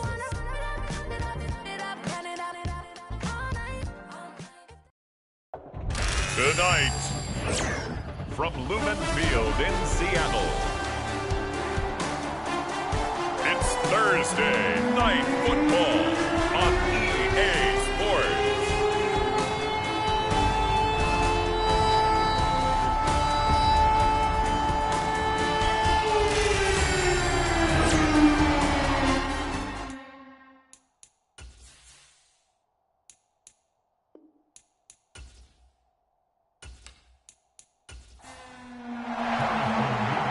Here's the kicker, Harrison Mevis, out to get us started. And off we go from Seattle. And they'll start this drive just across the 30. Pretty nice work on the return.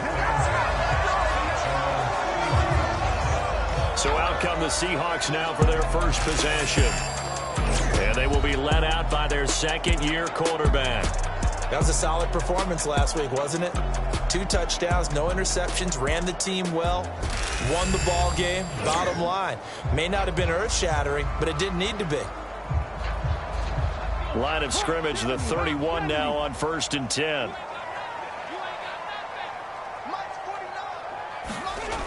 They'll come out throwing here to start the drive. And this intercepted on the first play of the game.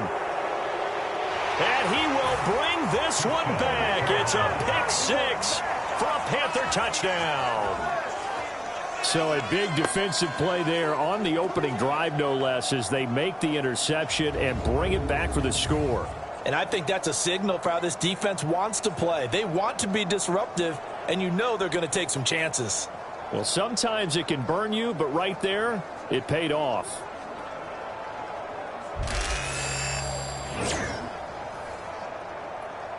Extra point attempt to come here.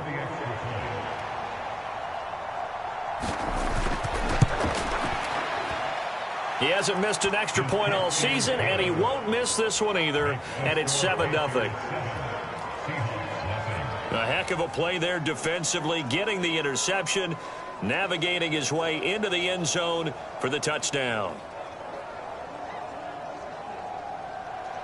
So they throw the pick 6. They'll get another shot at it now as this one's in the air.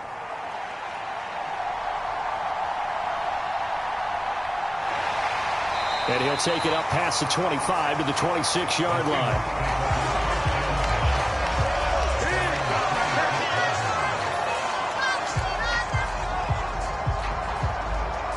Out comes the Seattle offense. We take a peek at the playoff race coming into the weekend in the NFC.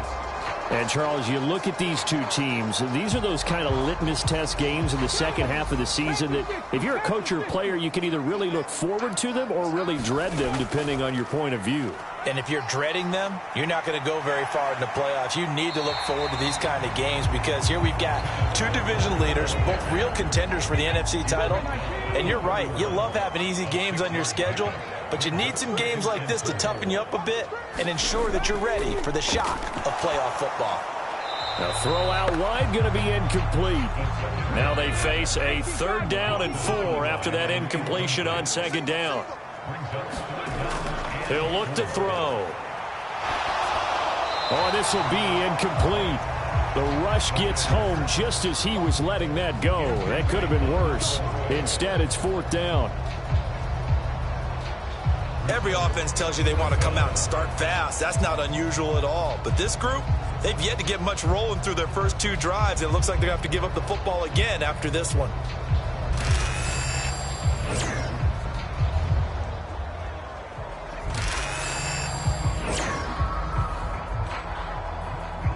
On 4th down, ready to punt, Michael Dixon. They only punted twice in the win last week as he gets this one away. It's a 4-yard return following a punt of 49. And the Panthers will take over now, 1st and 10. So here are the Panthers now for their opening drive. And trotting out there leading them is their 4th-year quarterback. I tell you what, when he's on schedule for that week, secondaries take notice because you've got to stay alert back there on every snap. A truly powerful arm, one that's capable of challenging any level of the defense on any given play. That's why so many scouts preach arm talent when preparing for the NFL draft. A quarterback with arm strength to make every throw in the book, he's an asset to have in any offense. From the 22 now, here's the 2nd down and 9. Young going to give it up on the touch pass. And he can muster only a couple here to the 24. You talk about this Seahawk defense. They were terrific last week in the win over Denver. And they needed to be because that game was a game you don't see very often anymore. Low scoring, slugging it out in the trenches. One play can make the difference type of a game, and they got it done. And he maybe makes it back to the line of scrimmage. That's it. Good contain, no gain on the screen, and it'll bring up 4th down. And I know that one didn't work out the way they thought, but I don't think it was a bad time to call this play. You're thinking on 3rd down, you might possibly see some pressure. You might see a blitz. So they tried to set up the screen, but that one was well read, and they stopped them for no gain.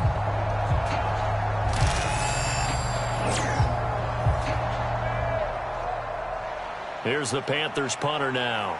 Back deep for the Seahawks, Tyler Lockett.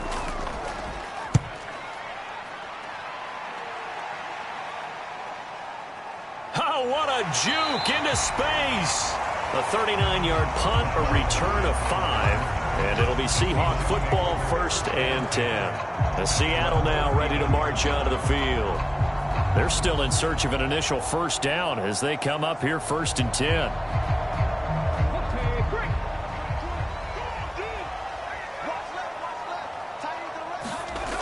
They'll try and start this drive in the air. Over the middle, that's caught by Metcalf. And they'll get him down after a pickup of 8, 2nd and 2. Charles, Thursday night game, I think a lot of teams probably say shrink the playbook somewhat. Is that correct? I think you're right about that because you just don't have the amount of time that you have in a normal week to put in a full playbook. So, as you said, you shrink the playbook, pick out the plays that work best for you. You know what else you're looking for? Who are the freshest guys coming off of the last game to play on a Thursday night? Guys have a little extra pep in their step. You go to them early and often. Throw out wide to Walker. And he'll go down inside the 45 before going out of bounds. Here's a 2nd and 5.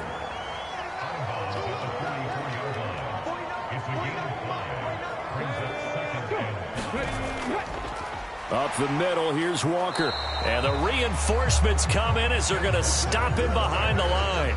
A loss on that play, and now 3rd down gets tougher, 3rd and 6. Well, this defense for the Panthers, they were very good a week ago in that win over Minnesota. They sure did, and the key number to me was total offense allowed, which was barely over 100 yards.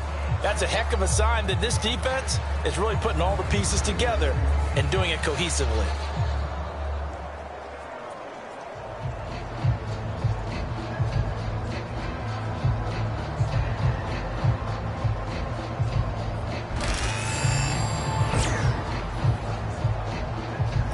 They'll need the 39 here for a first. This is third down. From the shotgun, he'll look to throw. This is Fant on the short completion. And he's got this down to the 35. 60 catches for him now on the year. This last one, a first down. Well, a lot of times when you get a manageable third down situation like this, you have to think about your tight end, and he comes through for him, picking up the first down.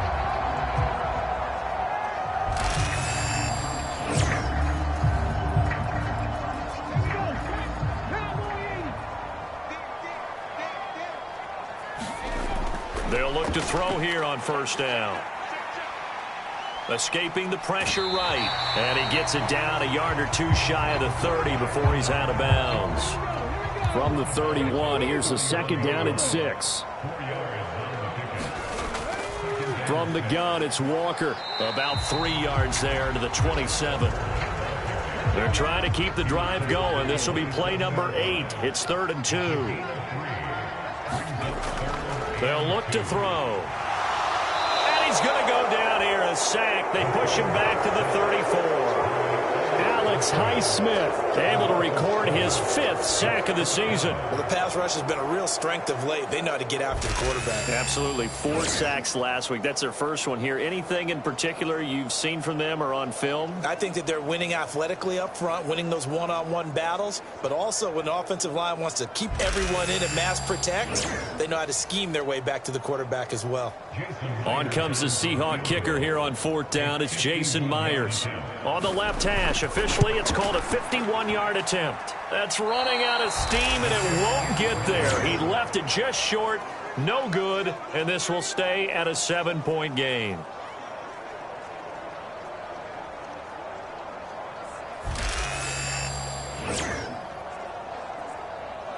The Panthers coming back out onto the field for their second drive. They've got a 7-0 lead in the football as well as they start out 1st and 10. Always disappointing when you miss a field goal, but when you're playing against a defense this good, you and I both know that's a crucial miss because you can't afford to leave any points out there. You've got to take them when you can. And he'll be taken down, but not before he gets into enemy territory. A quick first down pickup. Good start after going 3 and out on their opening drive. Out of the gun, it's Young. And he will find the open man. It's DJ Moore. And he's taken down inside the 30. A good gain again. That's now 31 yards combined on those last 2 plays. After one, 7-0 on EA Sports. Panther football to start quarter number 2. Back-to-back good plays have them on the move on first down. Now it's Hoss. Hubbard going left. And he is going to lose yardage here. Play 3 of the drive not as successful. They go backwards after those 2 first down gains. Well, that was not what you would call straight line pursuit for a middle linebacker to make this play. He's got to work his way through the clutter to get to the ball carrier on the outside, and he does exactly that. That's called avoiding the trash.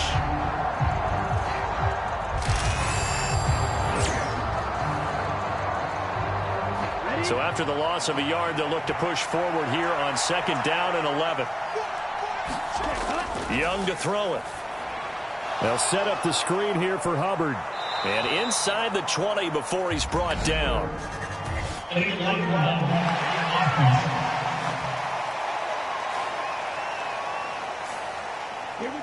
That's on the tackle, Braden Smith. Here is Young. Open man, that's Devontae Smith. And give him 6 yards here as he stopped near the 35 at the 34.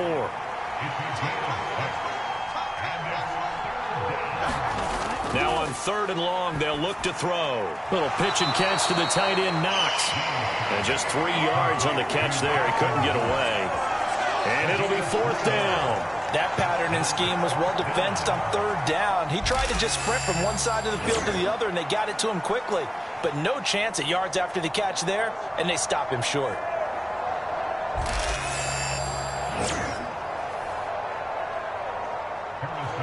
Now here's the Panthers special teams unit to try a field goal for 3. It'll come from the right hash. It's a 47-yard attempt. And this will split the uprights. It's right down the middle, and that will extend their lead even further.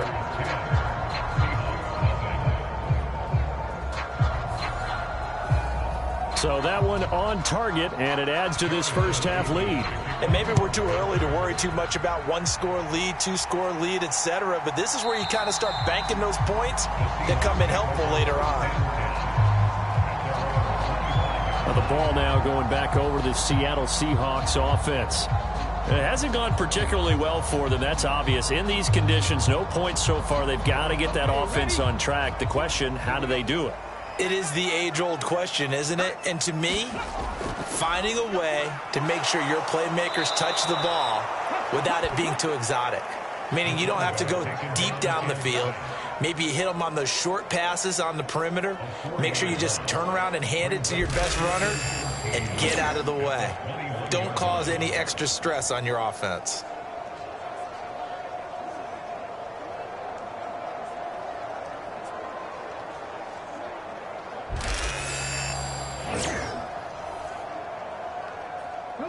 Second and 14 as they've got work to do here after the sack. They'll toss this out right to Walker. And he still has yet to get on track in this first half as they're going to stop him behind the line. This will be a loss of 3 and now a much tougher third down looming. We think, Brandon, I like the intensity this defense is showing right here in these first few drives. They're not just holding the line because they're doing their job, but they're doing more than that, aren't they? They're getting a nice push into the offensive backfield. And a great example right there for the loss on the tackle. The Seahawks on third down, just 1 for 3 thus far. This is 3rd and 16. Now a shotgun snap as they'll look to throw. And he'll be stopped at the 27-yard line, well short of the first down marker. So the completion results there in 9 yards. And that's going to make it 4th down. Brandon, a good idea there on 3rd down. Run a little clear out and hope you can get your receiver the ball coming across the formation. Nice design, but well played defensively, and they stop him well short. Here's Michael Dixon now to punt.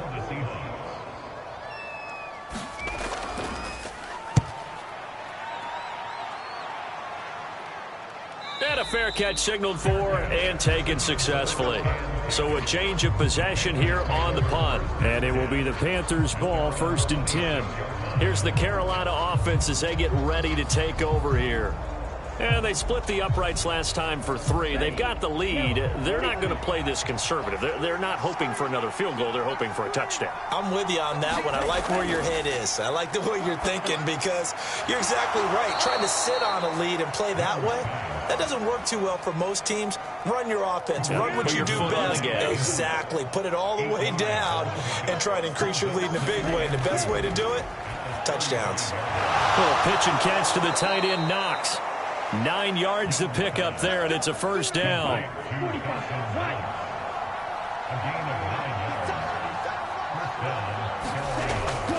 They'll run out of the gun. It's Hubbard. And he'll take this ahead for about 4. 2nd down coming up.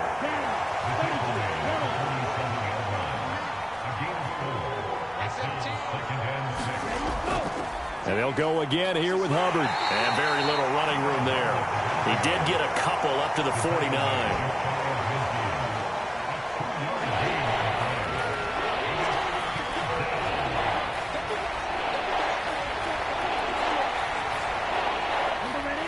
We've hit the 2-minute mark of the first half. 10-0 our score. A reminder that coming up in 2 minutes' time, we'll check in with Jonathan Coachman from Orlando. He'll have highlights and analysis of this first half of play. And that nearly intercepted. Boy, for a guy known for his hands defensively, that's a ball he probably thinks he should have come up with. But instead, it's 4th down. That one sails out of bounds. The side judge will walk it off. And he says it went out of bounds at the 9-yard line. Nice punt.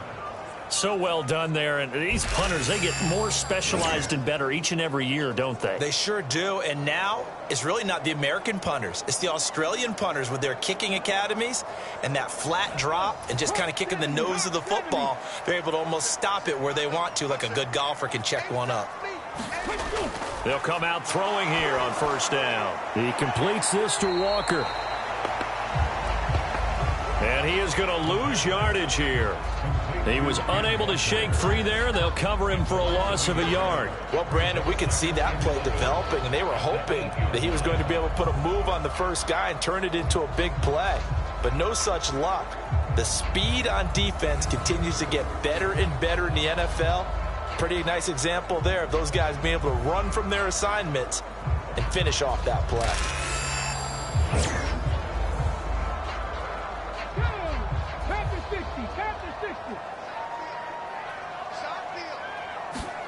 Second and 11. And that nearly intercepted. It's incomplete. Now, remember, he had a pick earlier, but couldn't reel that one in. On third down, here's Walker.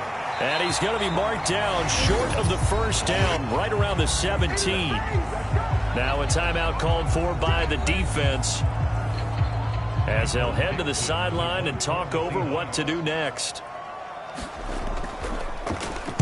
And here's Dixon to punt now as he gets this one away. They call that a punt of 38 yards officially. And it will be 1st and 10 as they take over. The Carolina offense about ready to go. No points last time out. They were forced to punt, if you remember, but no time to dwell on that. They've still got the lead here and a chance to add to that here. 1st and 10 as this new drive starts. First down, Young.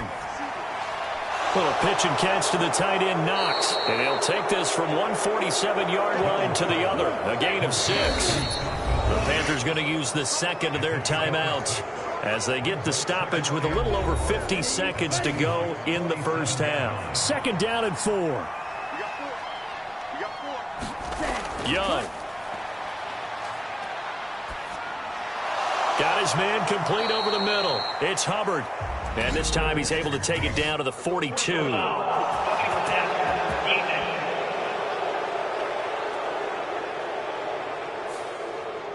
After the penalty, a fresh set of downs. It's 1st and 10.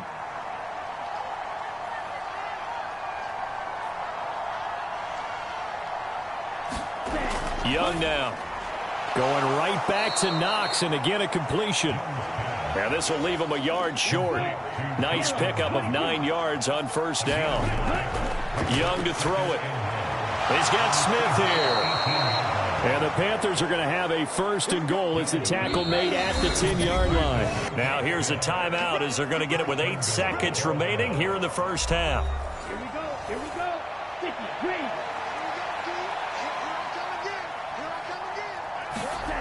Again, it's Young. And it's complete right back in the hands of Smith. Oh, and he's going to be brought down a few yards short of the goal line, and they're going to be unable to stop the clock from here. So close yet so far, and that's going to be how this first half will come to an end.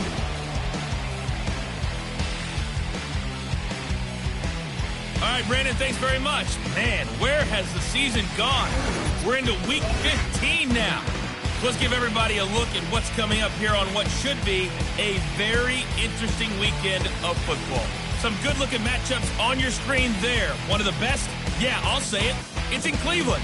A big test there for the Browns as they'll be forced to reckon with the Atlanta Falcons. In the late afternoon games, the place to be might very well be Denver, Colorado, where it'll be the Broncos taking on the Arizona Cardinals. And then on Monday night, folks, you are in for a treat. They've got a good one lined up between the Dallas Cowboys and the LA Rams.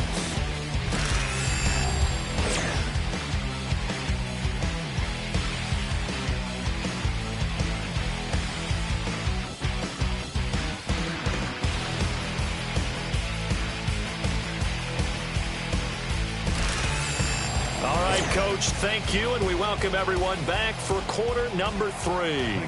Forecast calling for more of the same. The rain set to continue as we are underway in the second half. This to the back of the landing zone. He'll return it from the 1. And a decent return out to the 27-yard line. So the Panthers going to take over here to start quarter number 3.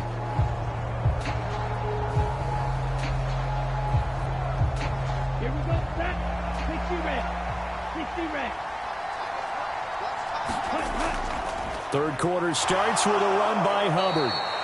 He'll get a nice chunk there on the first down run, and it's 2nd and 4. To throw, Young. Over the middle, complete. It's Smith. He continues to deliver a first down here. He had 4 catches in the first half, and this one number 5.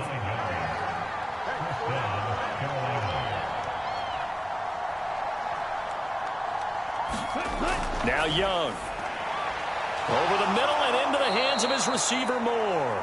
And he'll be taken down, but not before he works it past the 50. Just his 2nd catch of the game so far. This one moves the chains.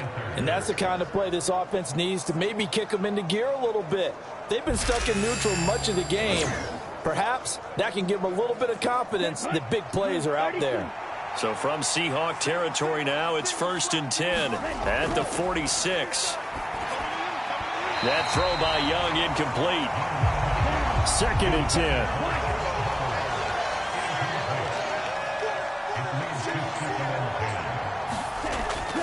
They'll run a draw now with Hubbard. They do get a couple, but they'll be left staring at a 3rd and 8 coming up. Well, they're hoping that the second half is better for him than the first half. They've got to find a way to get him going. He's a big part of their offense. And now on 3rd down, they'll need to get it to the 36 to pick up the first.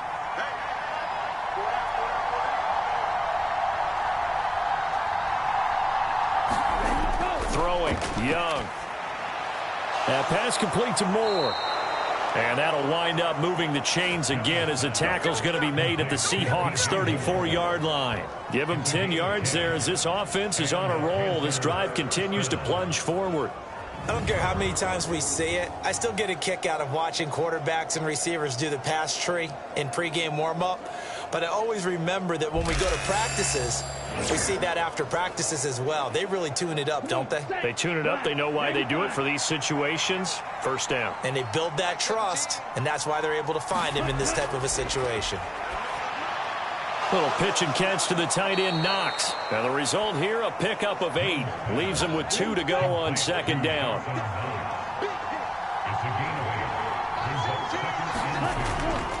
A give up the middle, Hubbard. And he'll be brought down inside the 20 at the 19. 7 yards there and a first down. Looks to me like maybe there's a little attrition setting in with this drive, because when you see that type of a run, I get the feeling the defense gets a little bit tired. And that's the last thing they need, especially when they look up at the scoreboard. And he'll get him inside the 15 down to the 14-yard line. Call it a gain of 6 on the play, and it'll be 2nd down.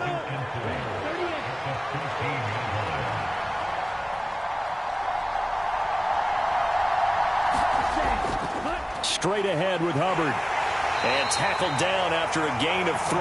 Leaves him with 1 yard to go on 3rd down.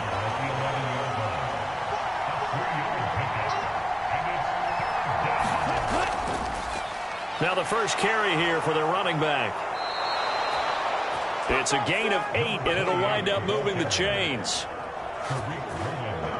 A lot to praise on this drive, obviously. I know you're seeing what I'm seeing. Those guys up front, they're getting it done. Doesn't matter what play is called. They are handling their business at the line of scrimmage and dominating right now on this drive.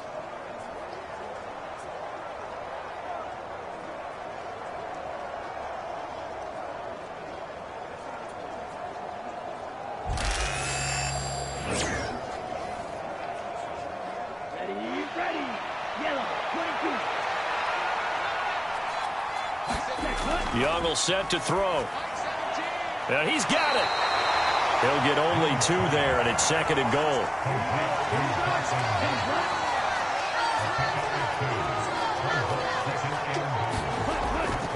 Hubbard. And he gets halfway there down to the 1-yard line. Called a gain of a yard as they get a little bit closer here. It's 3rd and goal.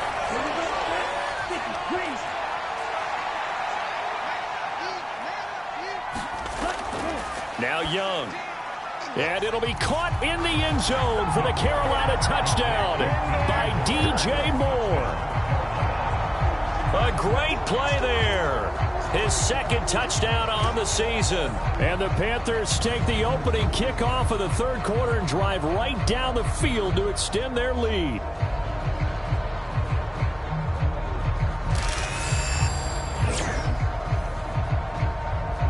The try here for the extra point.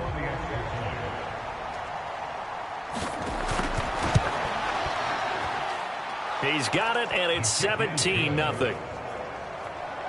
That one was an extended drive, 14 plays all told. And it concludes with a touchdown reception by DJ Moore.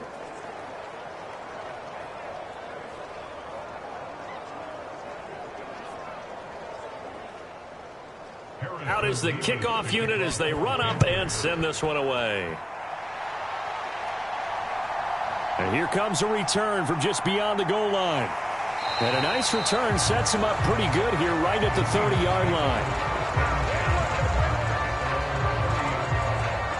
Now we'll see what this Seahawks offense has in store with their first possession of the second half. And really, Charles, not much of a surprise that they're losing. They just haven't been able to get much of anything going in the pass game. And as you well know, in today's NFL, if the passing game isn't working, usually not much else is working either. You're exactly right about that, partner. And I know that right now the easy answer would be, hey, let's run the football. But that might not be everything you need. So despite the fact that they've struggled throwing it, they've got to find some type of a play, multiple plays, that puts the ball in the air and allows for them to have some success. Well, we talk all the time about playing situational football, and right now I think the scoreboard is dictating what they need to do. Where they are in this game, they've got to push the ball downfield, take their shots, try and get big chunks of yardage in a short amount of time. That was a nice play there. Walker now on 1st and 10. And he'll get across midfield and into Carolina territory. 2 yards on the pickup there. It'll be 2nd and 8. That ground game contained again there, Charles, and that's really a big reason that they're trailing right now. They give a lot of credit to that defensive front. That's exactly what they worked for all week, to try and take away the run game, make them one-dimensional. In the battle of game plans, theirs has been superior. Here's 2nd and 8. This is the tight end Fant. A gain of 8 there on the play. And that's going to make it 3rd down and less than a yard.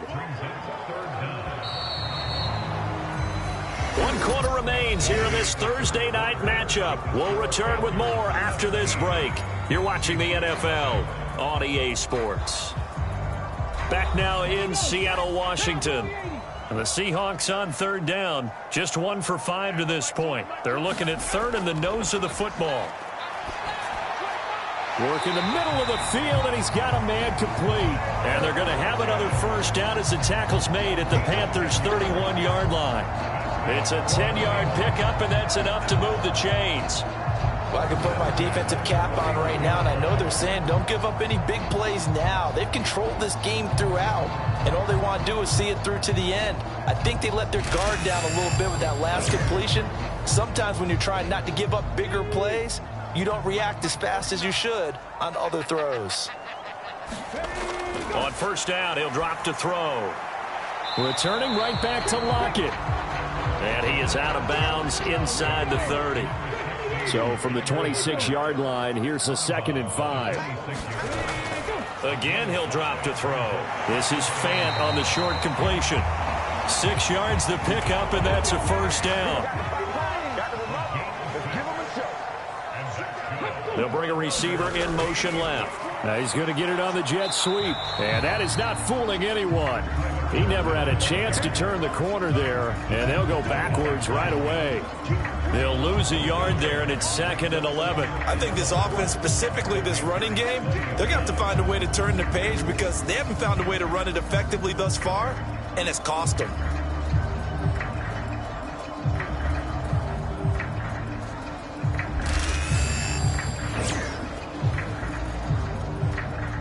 Maybe just a slight detour on what's been a strong drive. Here's 2nd and 11. He'll look to throw.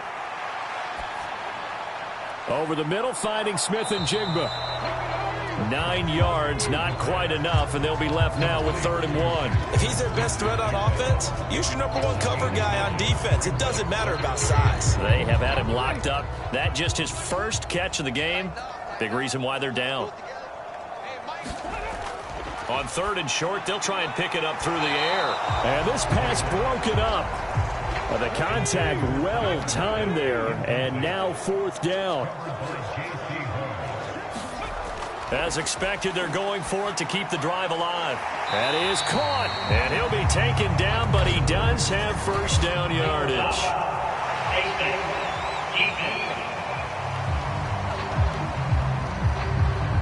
So give them the yardage on the pass and half the distance to the goal line. Because they're inside the 30. So now you don't march off the full 15, right? You have half the distance to the goal. In any event, that's precious real estate given up. So the face mask moves them closer, and now 1st and goal. Jet sweep. Here's Smith and Jigba. And he's maybe going to get this back to the 4, but that's about all. They'll say no gain on the play, and it'll be 2nd and goal.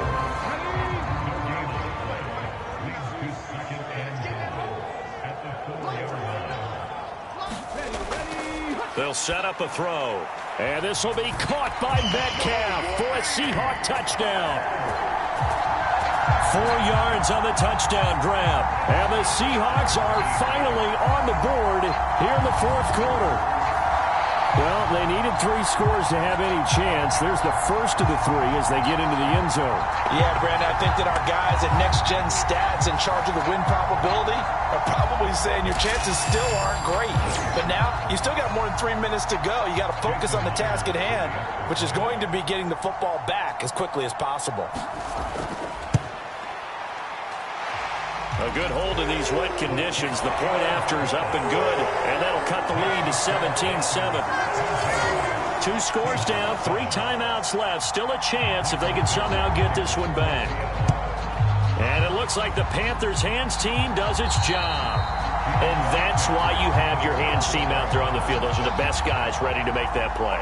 And let's face it, it was executed well. It wasn't a bad kick. It wasn't anything like that. Just that the normal outcome actually came to play.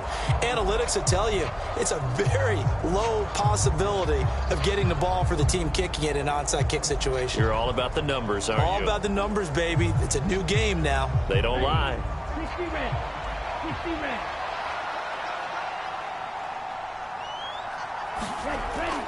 And they'll run on 1st down with Hubbard. And he's going to take this ahead for right around 3 yards, but no more than that. 2nd down.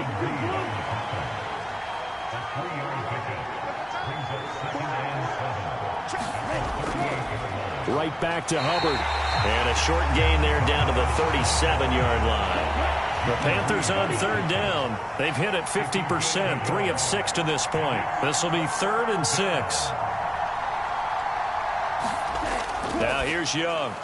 Able to find the open man. That's complete. And he is going to have a Panthers 1st down as they're able to get the 3rd down conversion. 2 minutes left to play in this football game here on EA Sports. So it's Panther football as we welcome you back. And the scoreboard on their side, they're just looking to melt away these final couple of minutes and put this one in the left-hand column. And now we'll see a timeout used on defense as they stop it right out of the break with 1:57 to go in the ball game. Now a 2nd and 6.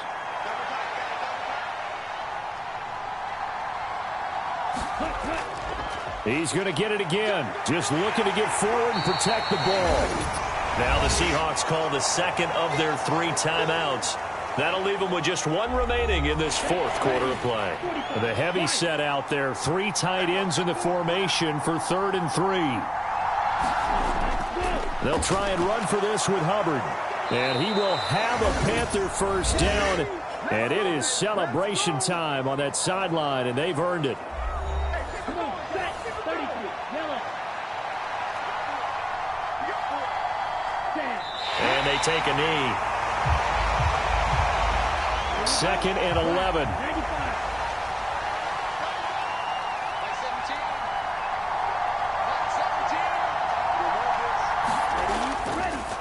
On the handoff, it's Hubbard. And they get to him quickly here as he stopped right around the 13.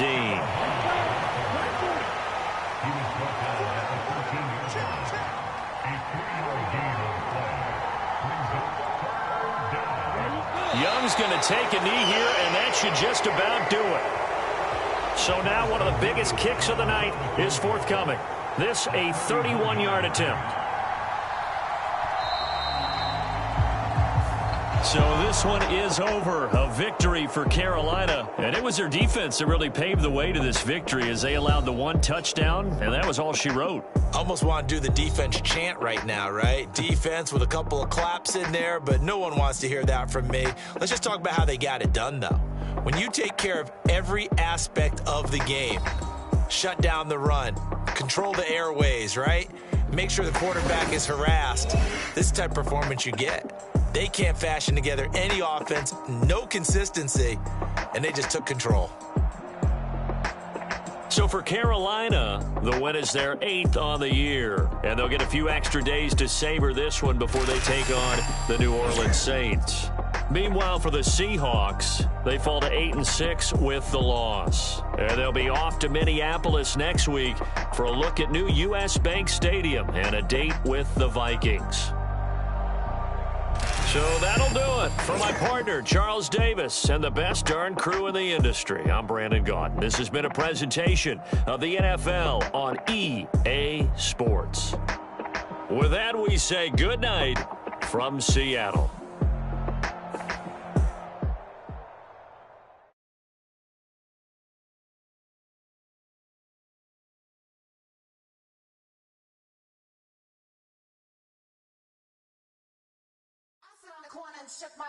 Now I'm finna give y'all another hit.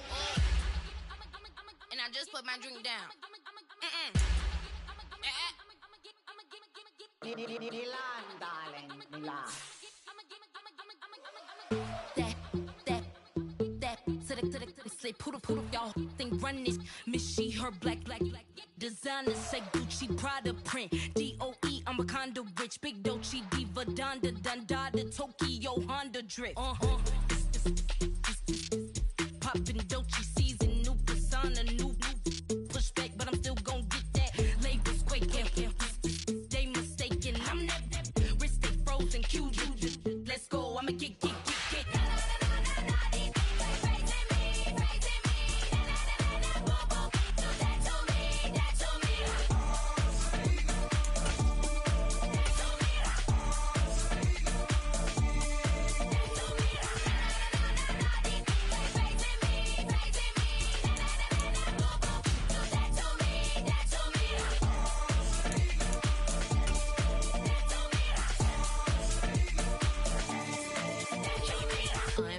Unbothered, with a boo, why bother? I'm that, ain't no, I'm a get money type of, if you ain't getting money, don't type me. Crocodile Birkin might bite him, can't hang with her, if I don't like it. I come through and it be crickets, I come through and moves be switching, I'm the problem, I'm the villain. I don't see these rickshaws, throwing dirt on my name and he gon' hit still. Know who to play with, and he's know who to play with.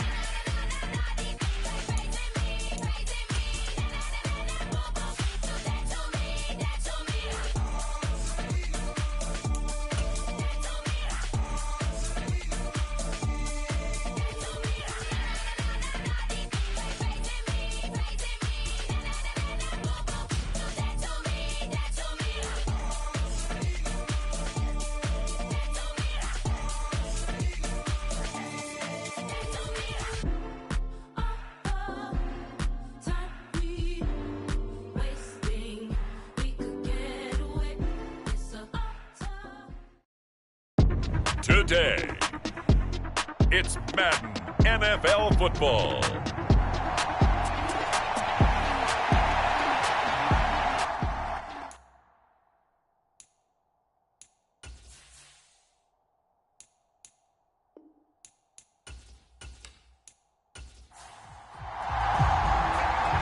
Get strapped in. It's just about time to get the party started. And off we go from Cleveland. And we will not see a run back on the opening kickoff. This will be a touchback.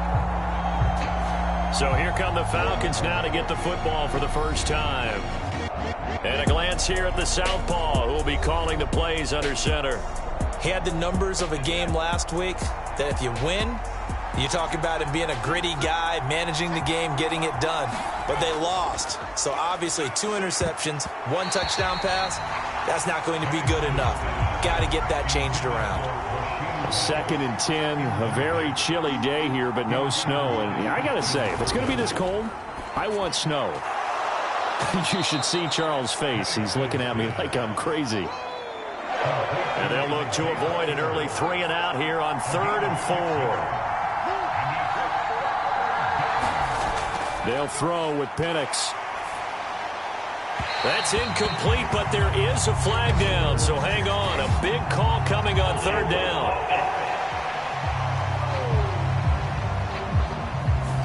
So instead of giving them another 3rd down, they'll decline it, brings up 4. Now that's smart football right there. You don't even have to really spend a lot of time considering it. Just know that you're probably going to get the ball back. Good job declining that penalty. This will be a 41-yard punt, 3 on the return. And the Browns will take over, 1st and 10. So out comes this offense to take over for the first time. They'll be led out by a Heisman runner-up during his college days. It's the versatile Jalen Hurts. Tremendous production in college at 2 different universities, and this is a guy who was a finalist for the Heisman Trophy. Still much more of a runner than a thrower, but has plenty of arm and is capable of making the big throws downfield. And don't underestimate his ability to think the game. Remember, he's the son of a coach. And he'll be brought down right around the 37. Still a few inches short of a first down as they come up now on 2nd down. And again, it's Chubb. And that play went nowhere. Losing yardage. It'll be back at the 36. He winds up giving a yard back there, and now it's 3rd and 2.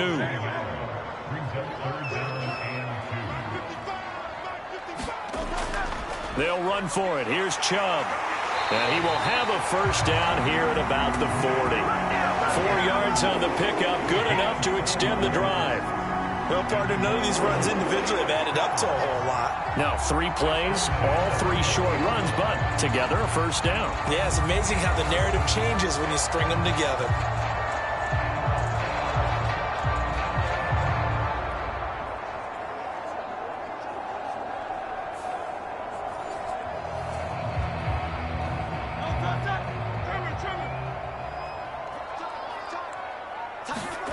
But first down, Hurts. And there is Amari Cooper, his first catch. And he'll be taken down, but not before he gets into enemy territory.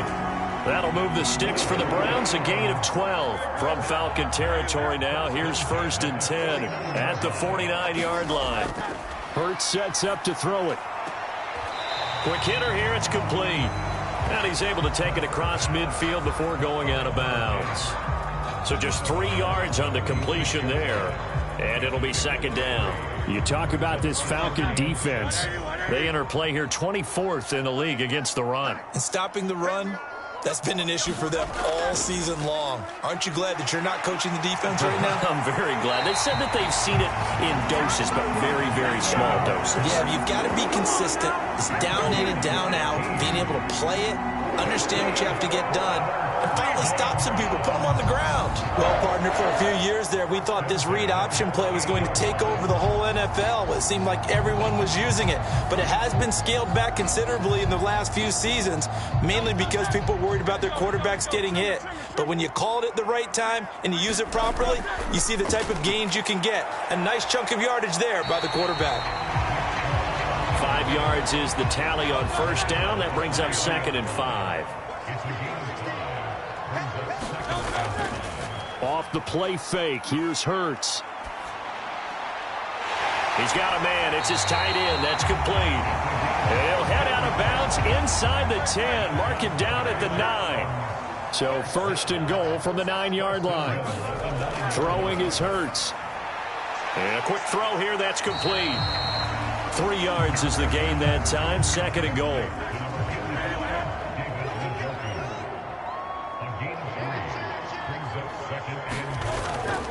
Now they return to the ground game. Chubb. And he's going to get him about 3 yards closer. He's down to about the 2. 3rd and goal from the 2, and they're going with a jumbo set offensively. Ford is into the end zone for a Browns touchdown. So that a great sequence for these guys to begin the ball game. They force the punt on one end, then come right down the field and score on the other. And that's a great example of leaning on each other and building a little momentum that way. How about the defense forcing the punt, turns it over to the offense with confidence, and they take it downfield and score.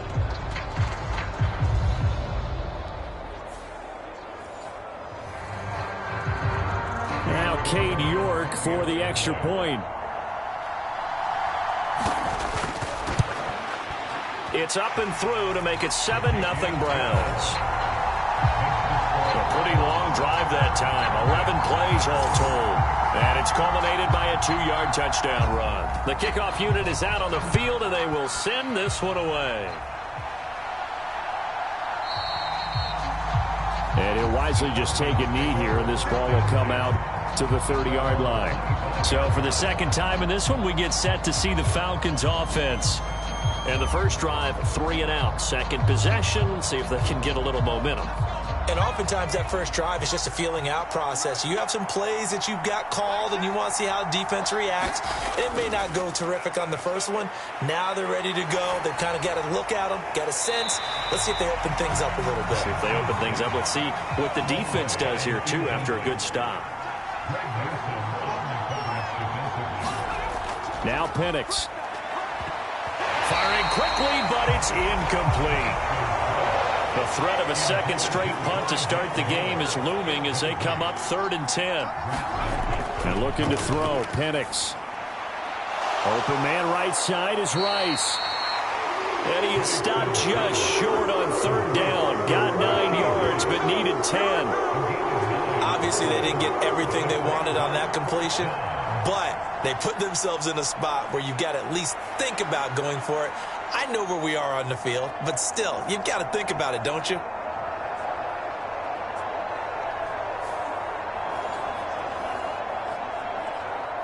On 4th down, Corliss Waitman on to punt.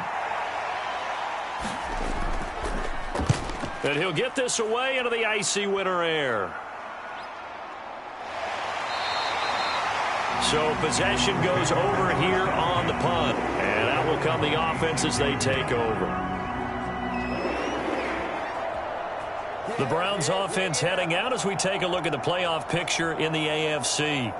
They've got the 7-0 lead. Now they've got the football back after their defense got the stop, CD. And you get the feeling if they could score here, they'd really have all the momentum on their side. And you just wonder right now, is the quarterback and the play caller totally in sync? Are they of one mind that, hey, what worked last time? Let's keep doing it until they stop us. Or do they go to a different section in the playbook, show them something different? Either way, they want a repeat of their first drive. It's caught, Cooper. And they get him down, but not before he takes it across the 40-yard line. On 1st down, they'll run with Chubb. Just a yard on the 1st down carry, so it's 2nd and 9.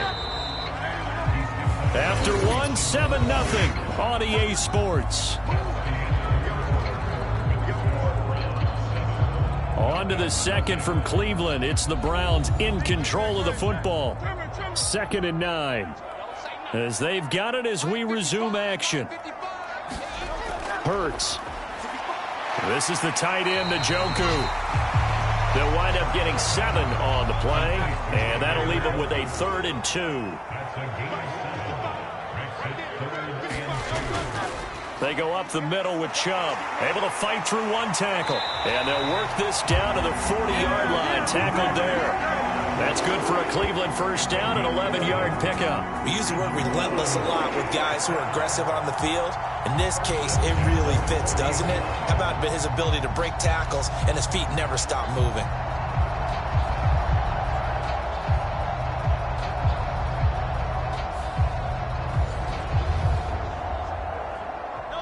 From Falcon territory now, here's 1st and 10, right at the 40. Here's Hurts to throw. And this is incomplete. Very lucky to get that one back. That nearly picked. It's second down now. He'll drop to throw. He's going to drop this one down for Chubb. And this time not quite to the 30. It'll be down at the 31-yard line. This will be play number 8 here on the drive. It's 3rd and a yard. Chubb will get the call running left. Breaks the tackle. He's got room to run. And they'll have it in the red zone before he crosses over out of bounds. 47 yards rushing now on 8 carries for him so far. For a lot of guys playing this game, there's no better feeling than running right through a tackle. He's able to lower his center of gravity and turn his legs for a really nice pickup.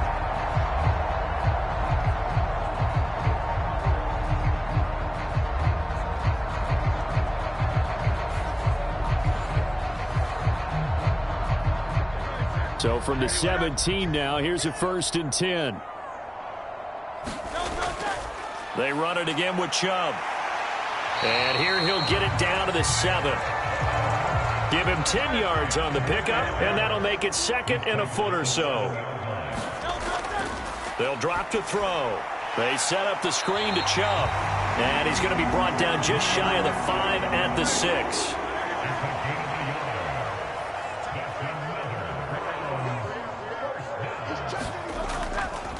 The handoff to Ford up the middle. And he goes backwards on this one. Losing yardage to the 7.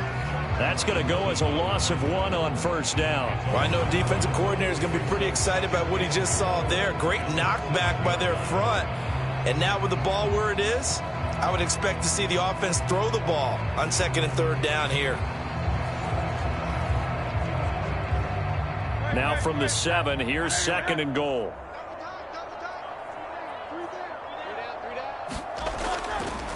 On the ground, it's Ford. And he's able to get it down to the 2-yard line. This offense 2 for 2 on 3rd downs on this drive. This is the most important of them all. 3rd and goal. Chubb will score. Touchdown, Cleveland. For as good as Nick Chubb is in the open field, he's every bit as good when they line him up down near the goal line. He's a speed back between the 20s, but a power back down close, and he forces his way into the end zone.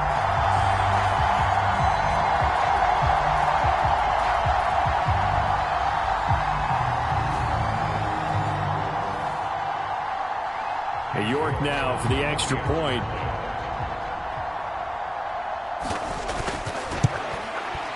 And it's good to make it 14-0. So that drive spans 13 plays. And Nick Chubb the one to finish it off as he does so with a touchdown run.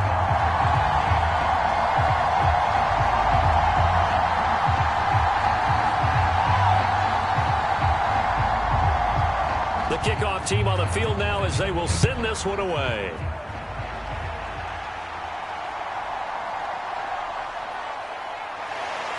And the tackle going to be made right there at the 25-yard line.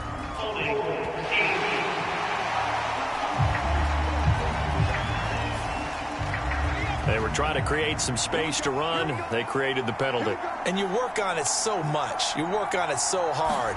But it's tough to simulate game. All right, rifles one, and that's going to be intercepted. Picked off by Christian Fulton. And he takes this one back into the end zone. And the Browns defense has a touchdown. Well, the way things have been going to this one, Charles, it was only a matter of time before this defense got involved and made a big play. And they do right there. Gosh, this lead is so large, CD, and we're only in the first half. Yeah, and I think that's the thing that's so amazing about it. You mentioned this large lead. How's this their first takeaway of the game? And what a spectacular run it was. Adding to the lead, showing the true dominance, and you're exactly right. We're still in the first half. Extra point by York is up and good. And that makes the score 21-0. So the defense creating some points, not only getting the interception, but then returning it to the end zone for the pick six. So they'll get another shot on offense following that pick six, and now the kick is away.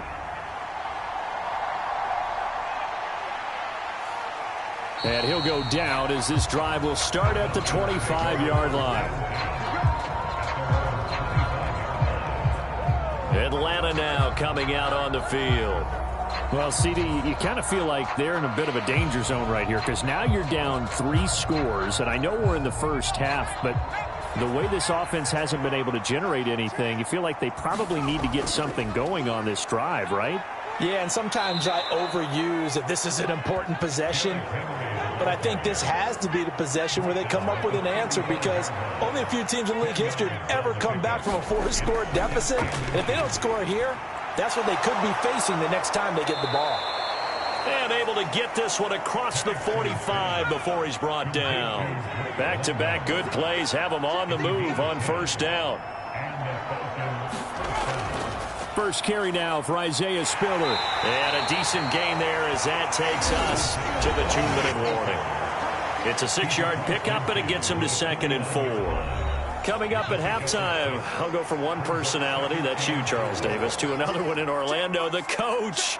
He'll have stats and scores from around the NFL. You and Jonathan Coachman, both larger than life. No doubt about it. But you're stuck with me in this booth, yes, and he's miles away and smiling. And happy. This one incomplete and over everybody. Looked like a clear throwaway, but the officials, they're going to say there's a receiver over there in the area, so no flags, and it's 3rd down.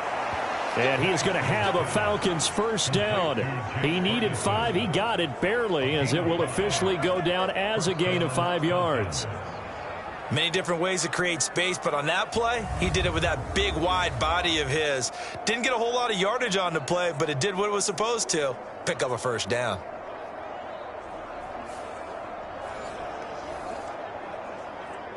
This offense finding its legs now. Here's another 1st and 10. To the air, Penix. And that nearly a turnover, but it's incomplete. Oh, fortunate to retain possession there, and it's 2nd down. Here's Penix. He'll get this complete to Rondale Moore.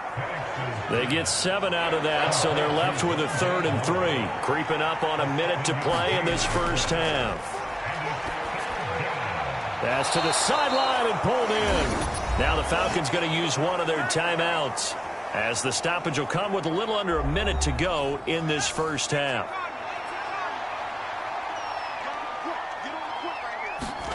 Here's Penix on 1st and 10. He's got the connection to Moore. The Falcons going to use the 2nd of their timeouts as they get the stoppage with a little over 50 seconds to go in the first half. 2 yards to go, 2nd down.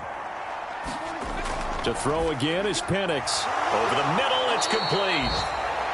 He's got his first catch here before halftime, and it goes for a first down. Looking to throw, Penix. This is caught. Touchdown, Falcons.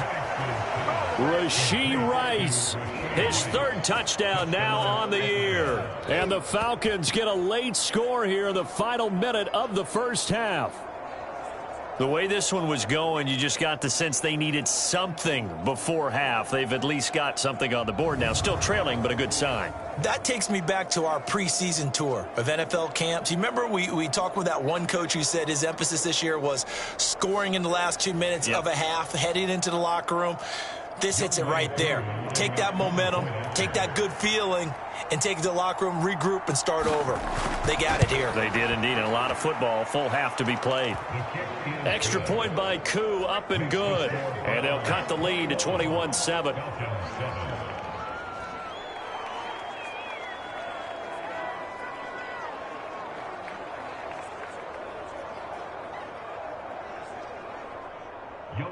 Following the touchdown, here's Koo to kick off.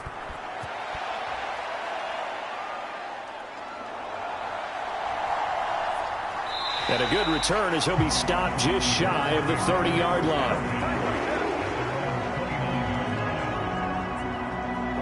Now Nick Chubb of the Browns gets set for their next possession. And he's well on his way to a 100-yard game. He's already more than halfway there. We're only in the 2nd quarter.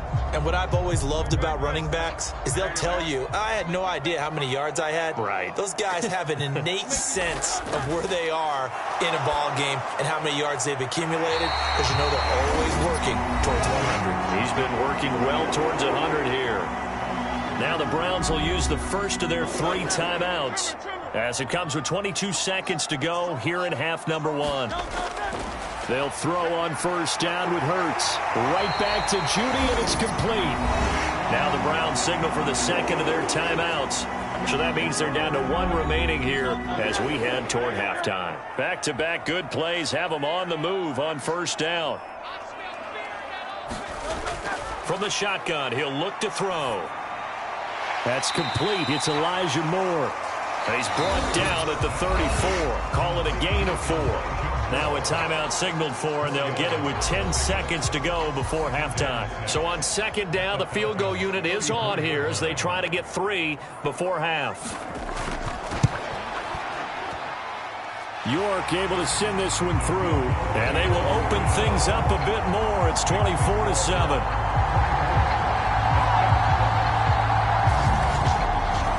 So a big play before the end of the half to get them into this spot, and they cash in with 3. How about the 1-2 to the solar plexus on that one? The big play, the field goal, not much time left on the clock. That's the way to go into the half.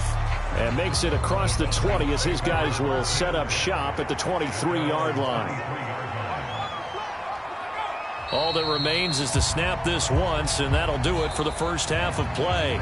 So we have reached halftime here in Cleveland with the Browns on top. As we'll head down to Orlando, that's where we find our man Jonathan Coachman at our EA Sports Halftime Report. Coach.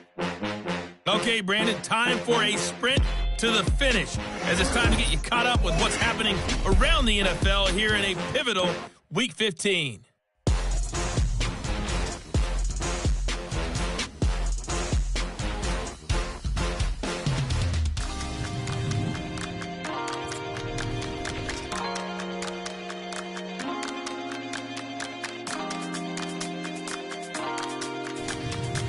Lastly, let's check on one final game for you. And you can see they are scoreless as they play the second quarter.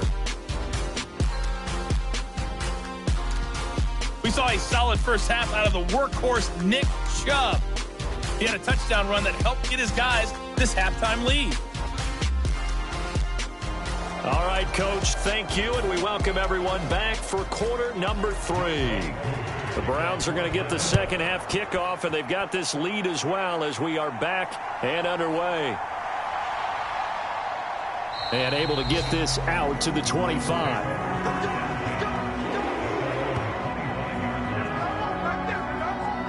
Here's the Browns offense now getting set to start off this third quarter.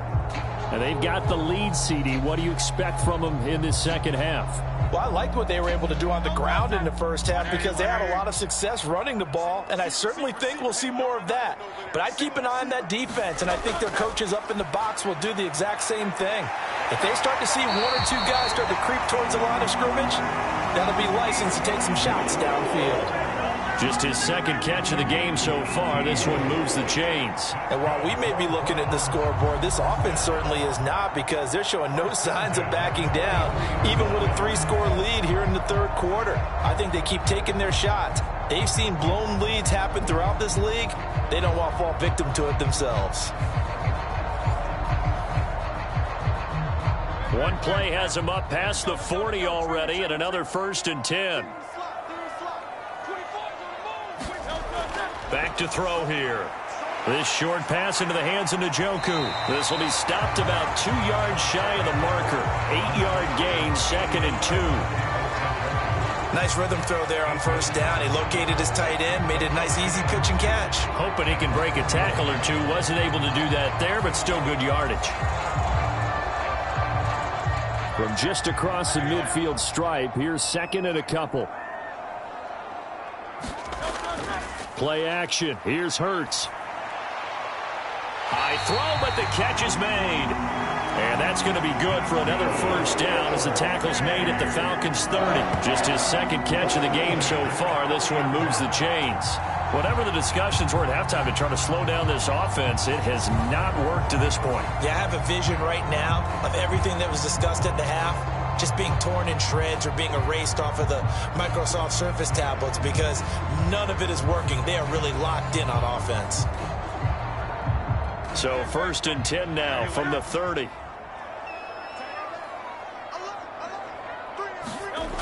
Back to throw again. Dumps this to his running back, Chubb. And inside the 20 before he's brought down.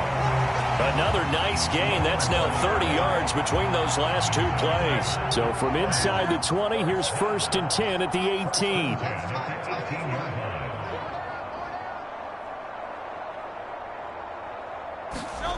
Throwing from the gun, it's Hurts.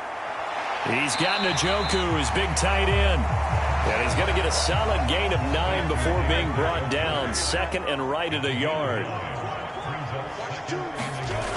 They'll stick with the passing game as he looks to throw. Dancing to his left. And he can't find a receiver, and he's brought down. Disrupting that play and dropping him was Arnold Ebiketie. Well, this has been a pretty sizable drive. They've had some success. Finally, the defensive coordinator found some success of his own. I think he just simply said enough of that. Okay, they've moved the ball well. We need to force the issue from our end, and that's exactly what he did.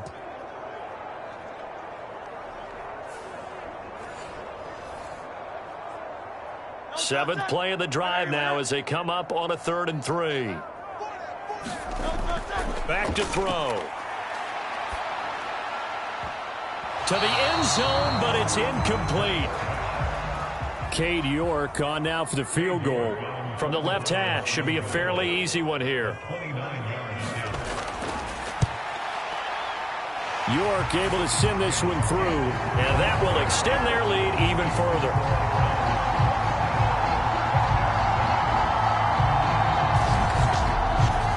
Well, they picked up right where they left off in the first half. First drive after the break, they come away with 3 and increase that lead. Yeah, and you just want to keep building on that lead, don't you? Whether it's 6 points or 3 points, take everything you can get, keep maneuvering, keep adding to it, keep making it difficult for them to come back. So the hold on special teams backs them up all the way inside the 15 to start. Throwing on first down is Penix. And that one drops down, incomplete. Good coverage there, forced the ball free, and it's 2nd down. Another attempt, another incompletion, and when I look at the scoreboard and where we are in this game, it comes to mind that they have to start getting the ball in the hands of their playmakers. Throw it to the guys that maybe can take a short pass and turn it into a long gain or make people miss. And this turns into disaster. He's not going to get forward progress. That'll be a safety. And the safety there, another mistake, and these mistakes just keep piling up. How many more can they make? They put themselves in such a massive hole now. Going to be difficult to dig out from under. Yeah, for sure they can't afford anymore at this point.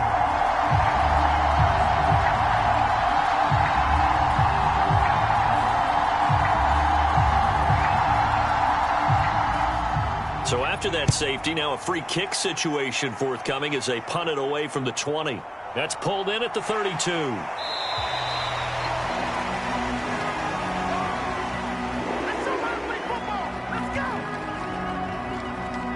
And now the Browns coming out on the field.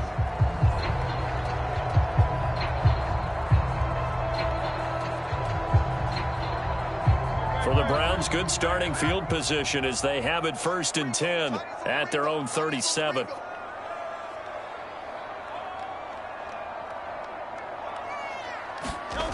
They'll come out throwing here to start the drive. And a 6-yard gain gets them right around the 43. Line of scrimmage, the 43 on 2nd and 4. They'll try the draw now with Chubb. And he'll be brought down just shy of midfield at the 49-yard line.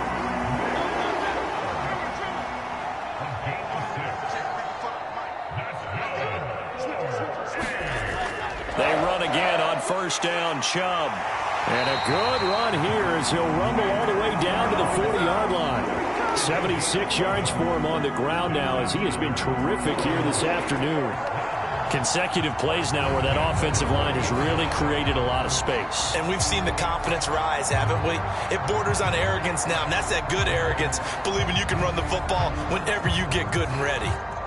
So 1st and 10, and if they score on this drive, might have to start digging in our second half blowout material. They'll set up to throw. Quick throw, and he's got Amari Cooper. And they'll get him down after a pickup of 8, 2nd and 2. Nothing fancy on first down, but a very consistent type of a play. Hit that slant. A lot of people call it an extension of the running game, and it can be if that pass is completed, because you hit a guy on the run like that, you often can go for big yardage. Sets him up nicely for 2nd down, staying ahead of schedule. And Chubb going to push forward and pick up a Browns first down as he'll get the ball down inside the 30. And Chubb will try the middle here. A gain of 3 last play. This time they double it and pick up 6. Final minute now of the 3rd quarter. They go with Chubb on 2nd down. And tackled down after a gain of 3. Leaves him with 1 yard to go on 3rd down.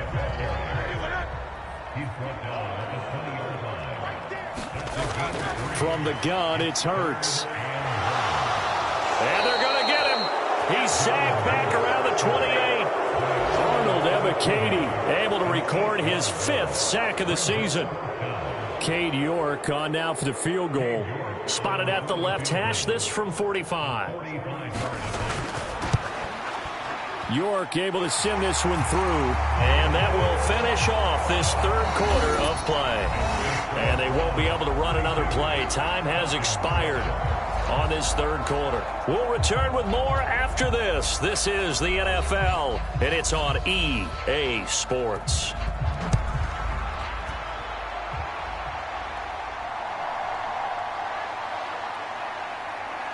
And it's a pretty good return here as he'll get this up to the 29.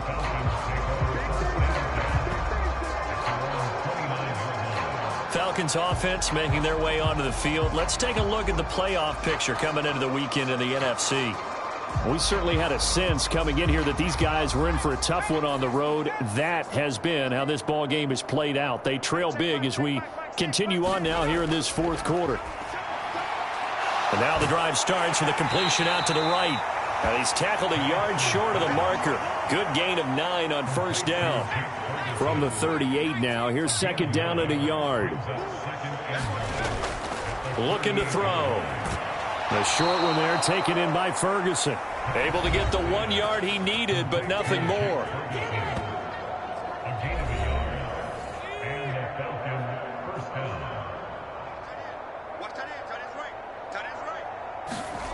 Penix working out of the gun here. The short one there taken in by Ferguson. Just a gain of a couple there, and that'll make it 2nd down.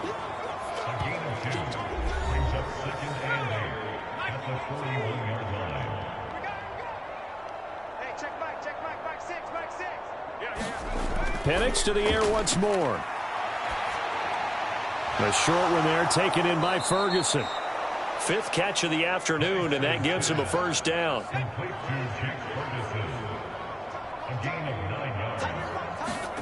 From the midfield stripe, they'll look to throw. Oh, the ball comes out on the hit, but they'll say it's incomplete.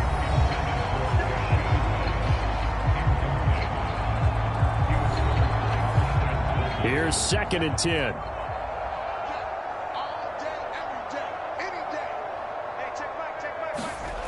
Again, he'll drop to throw. And he's taken down. This will be a Brown sack. Christian Wilkins forced his way through, drops him for a loss of 10 yards. But one thing I do know, these guys on defense, they don't want this game to end. They're winning by multiple touchdowns. They've shut down the opposing quarterback in a big way, and they're still picking up sacks as we approach the end of this one.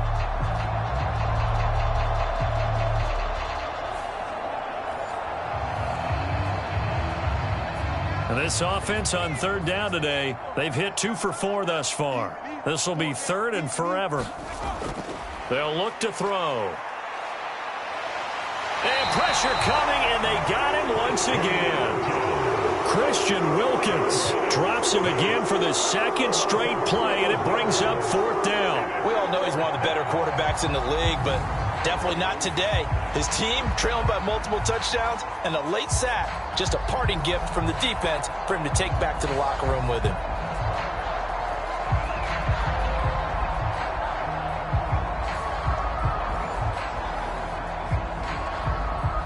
And they're indeed going to go for it here on 4th down.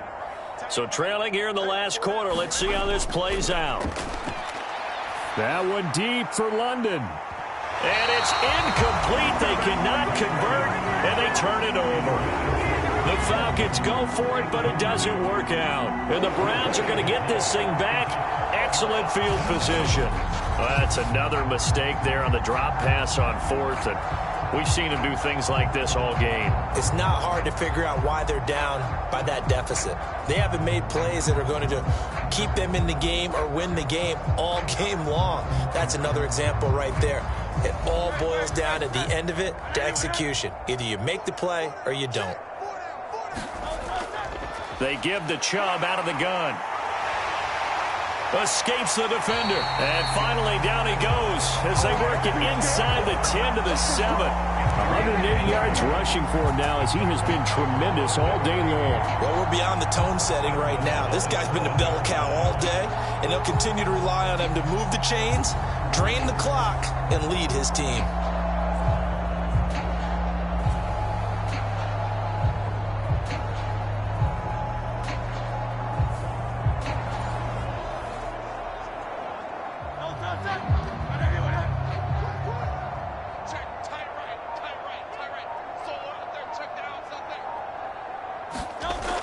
They'll run with Chubb. Only a yard that time. 2nd and goal. Just 2 minutes remaining here in the 4th quarter of what has been a one-sided affair.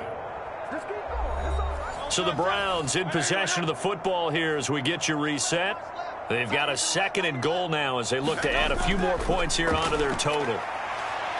And they are going to score again. Yet another touchdown as they just add to their totals. Well, when coaches come into a game preaching total team effort, CD, I think this is the type of ball game that they're dreaming of. It was pretty apparent early on that they were clicking in all 3 phases. It's been fun to watch.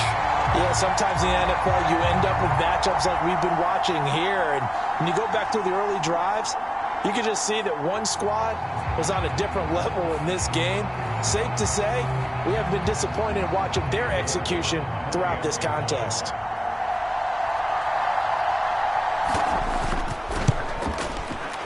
Extra point by York is up and good. And this one was over a while ago as they just add on to that big lead.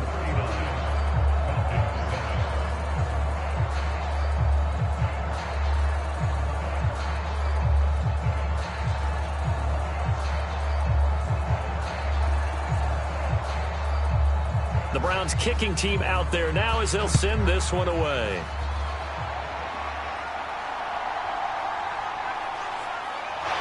And able to get this across the 20, but not much further as he's dropped it to 23-yard line. The Falcons offense set to go. Well, we said it at halftime that they would need a nearly perfect second half to erase that deficit that they were facing, CD. But unfortunately, the second half has pretty much been a carbon copy of the first. Yeah, that early lead was almost insurmountable the way their opponent was playing. And, partner, they do have some good news, though. This one is getting close to being over, and they can try and hit the reset button starting tomorrow. Now a 2nd and 10. Now a shotgun snap as they'll look to throw. Pass incomplete. So back-to-back incompletions, and that has them staring at a 3rd and 10. Now they'll throw here out of the gun. And that is incomplete. The Falcons send out their punter as he'll come on to kick this one away.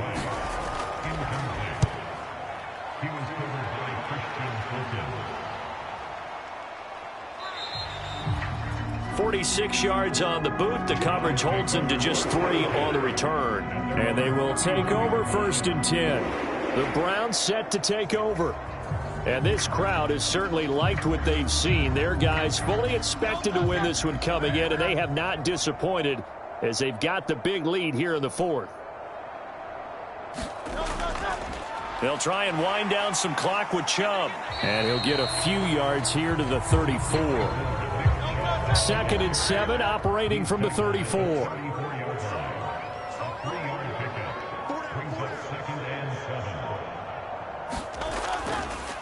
the middle. It's Chubb. And he'll get this one up to about the 39 here. Give him 4 on the carry, and it'll make this a 3rd and about 2. That's it. That's what you want. Straight ahead positive gain. Just keep that clock ticking. They'll come to the line, needing only 2 yards to gain the first here. On 3rd down, it's Nick Chubb. He'll take this to the other side of midfield before going out of bounds. 14 yards, and it's a Cleveland first down. Well, that's a carry they have to be satisfied with. And throughout this game, they've been satisfied with what he's given them. Whenever they've needed a big run, a first down, he's the guy they've turned to. And it doesn't matter what the defense thinks. They feel like they've got the confidence to keep handing it to him and keep picking up good yardage.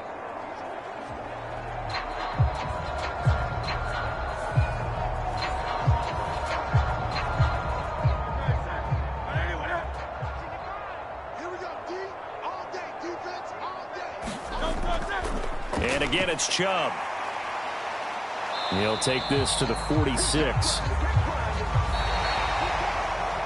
So Cleveland able to come away with the victory here. And it was their defense that really made the statement after the break. They pitched the second half shutout. Yeah, think about the team that just got vanquished. They did score in the second quarter. Do you think they thought at all that that would be their last points of the game? No, but what a second half. The adjustment, whatever they did in the locker room, it certainly worked. It certainly did, and you're exactly right. Whether it was an adjustment, whether it was just more focus on what they planned to do going in, whether they just played better, whatever it was, it all came together in the second half, and no points were allowed. That's a great way to close them out. So for Cleveland, the win is their 8th on the year, and they will hit the road next week to take on the Miami Dolphins. Meanwhile, for Atlanta, their slim playoff hopes are gone now as they fall to 5-9, and they'll get a chance to redeem themselves at home next week. So that's a wrap for Charles Davis. I'm Brandon Gaudin, and this has been a presentation of the NFL on EA Sports. For more, check us out at easports.com. It's a win for the Browns, and they're happy in the dog pound as we say so long from Cleveland.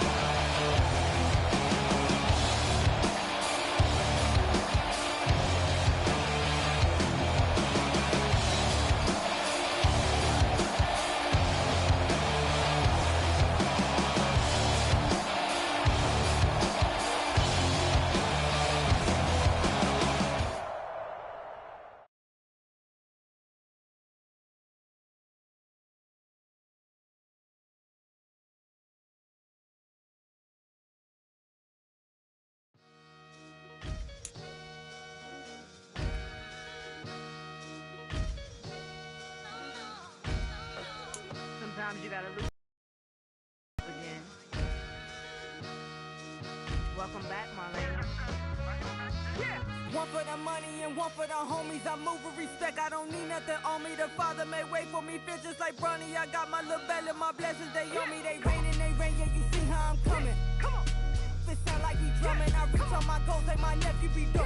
Back on the rims, riding on rims. Came in all black to that, I came back to my to that ripping off Cadillac. Feel like a Cadillac, nothing but class. It's never been average, never been on. Averix on me, I'm tougher than homie Javante. The fight is my mantra, I want it, I will. Get you a wheel, they carry it. We fighting a lead, my is all. I'm back in my bag, I'm back in my bag, I'm gone.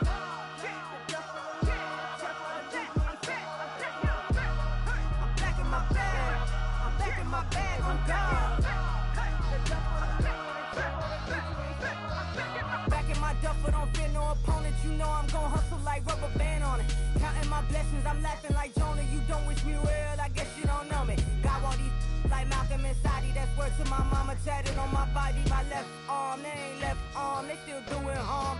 Bodies on bodies, cried over Malcolm, I cried over Dolphin. I'm crying for Nipsey, been feeling like Lauren. Carried the cross, got the sun in my eyes. Room for this, I ain't meant to be no bride. I'm married, but I know you still feel obliged. Bounce on these, I learned from Sanaa. Back in my bag and it's big as a duffel with blessings on blessings. I came through this struggle, I'm